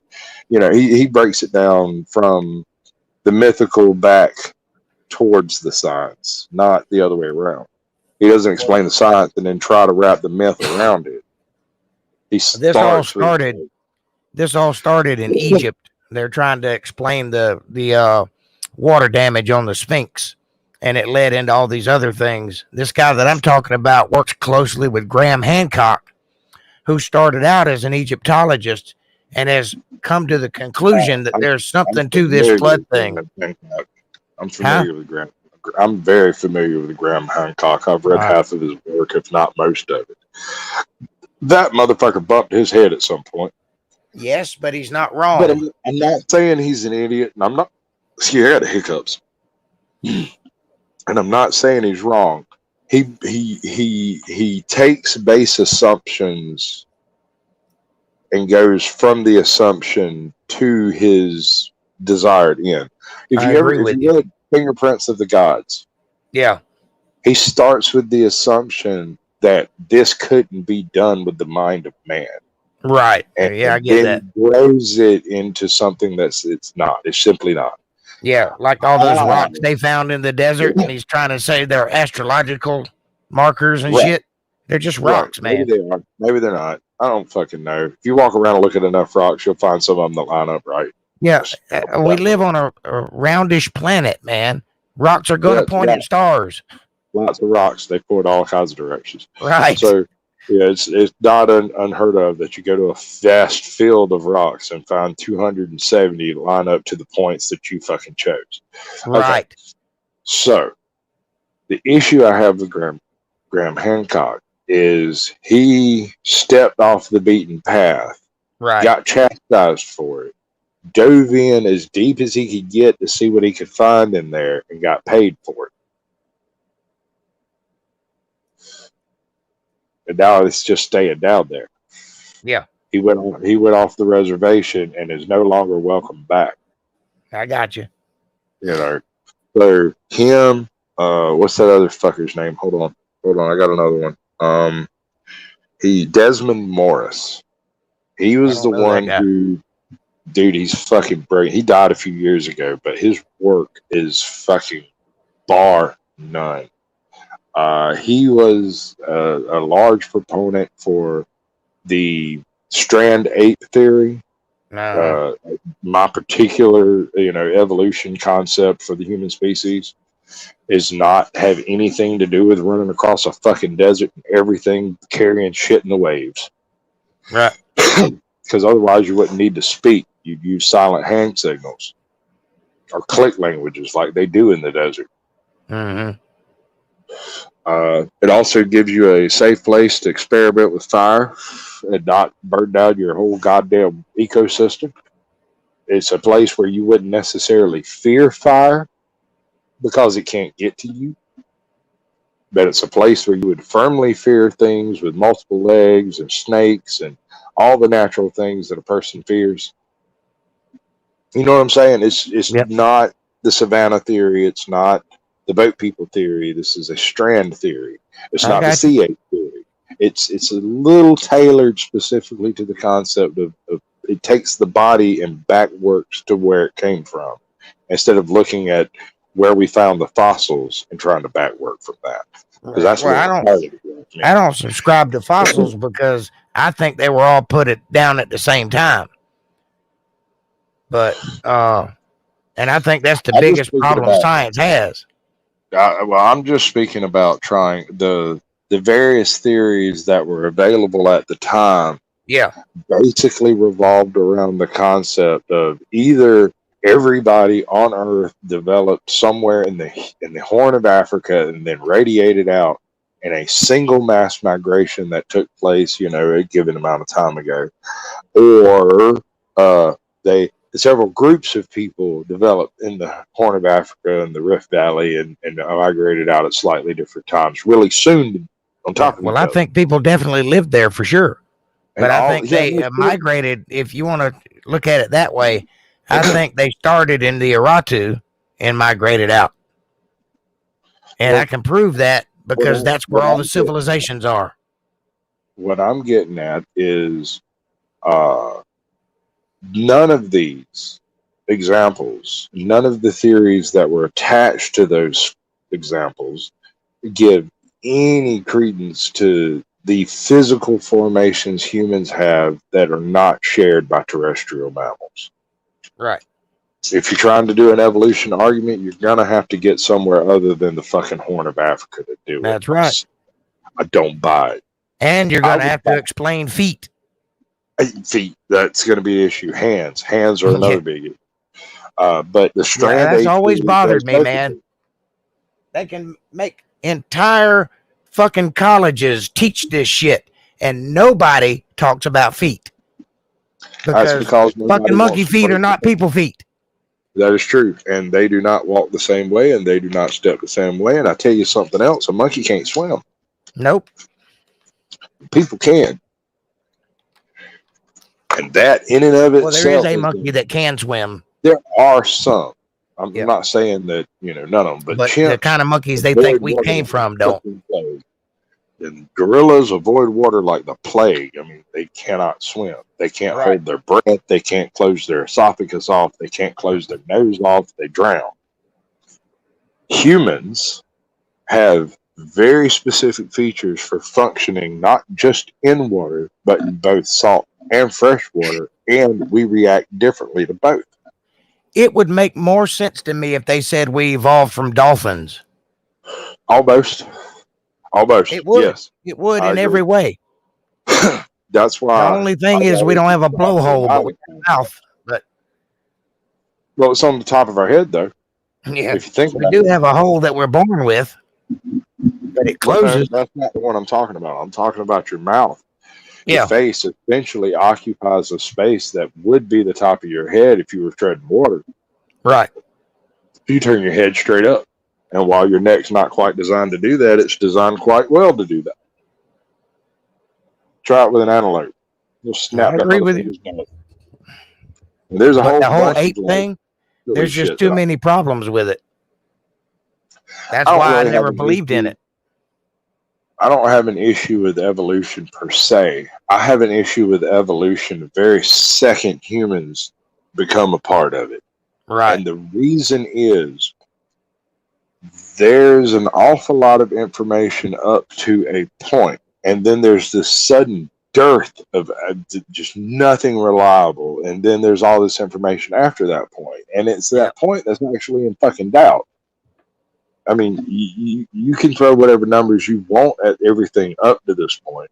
It doesn't matter if it's 2 years, 10 years, or 10,000 years. None of that shit fucking matters because we don't have any real information on it. We just got some assumed dates. Well, you have to because there's no way to go back.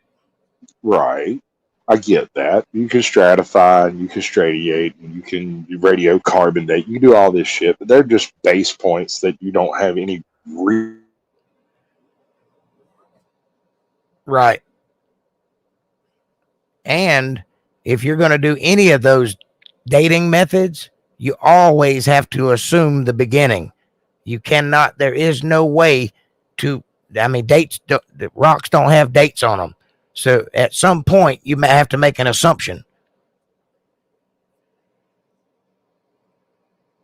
You suddenly have a particular amount of carbon was laid down, but it's still the same fucking effect. I mean, the accuracy is only as accurate as the math that's attached to it. So right, and it starts with an assumption.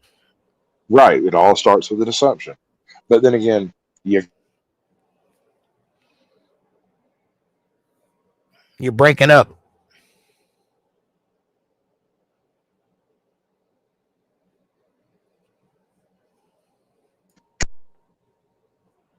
You still there?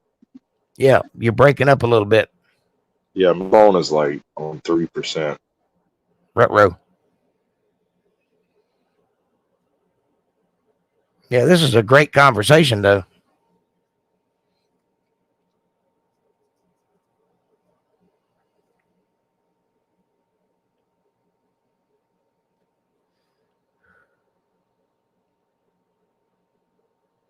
Hello. I got nothing. Functional. Not while it's on.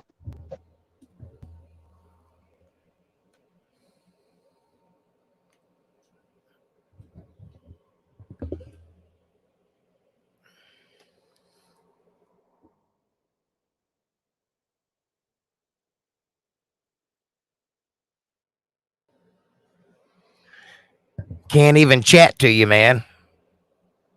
We're on private video, so it won't let me chat.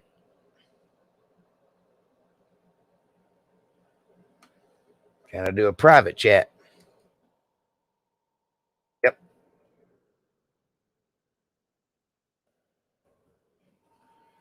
Lost your voice. I can no longer hear you.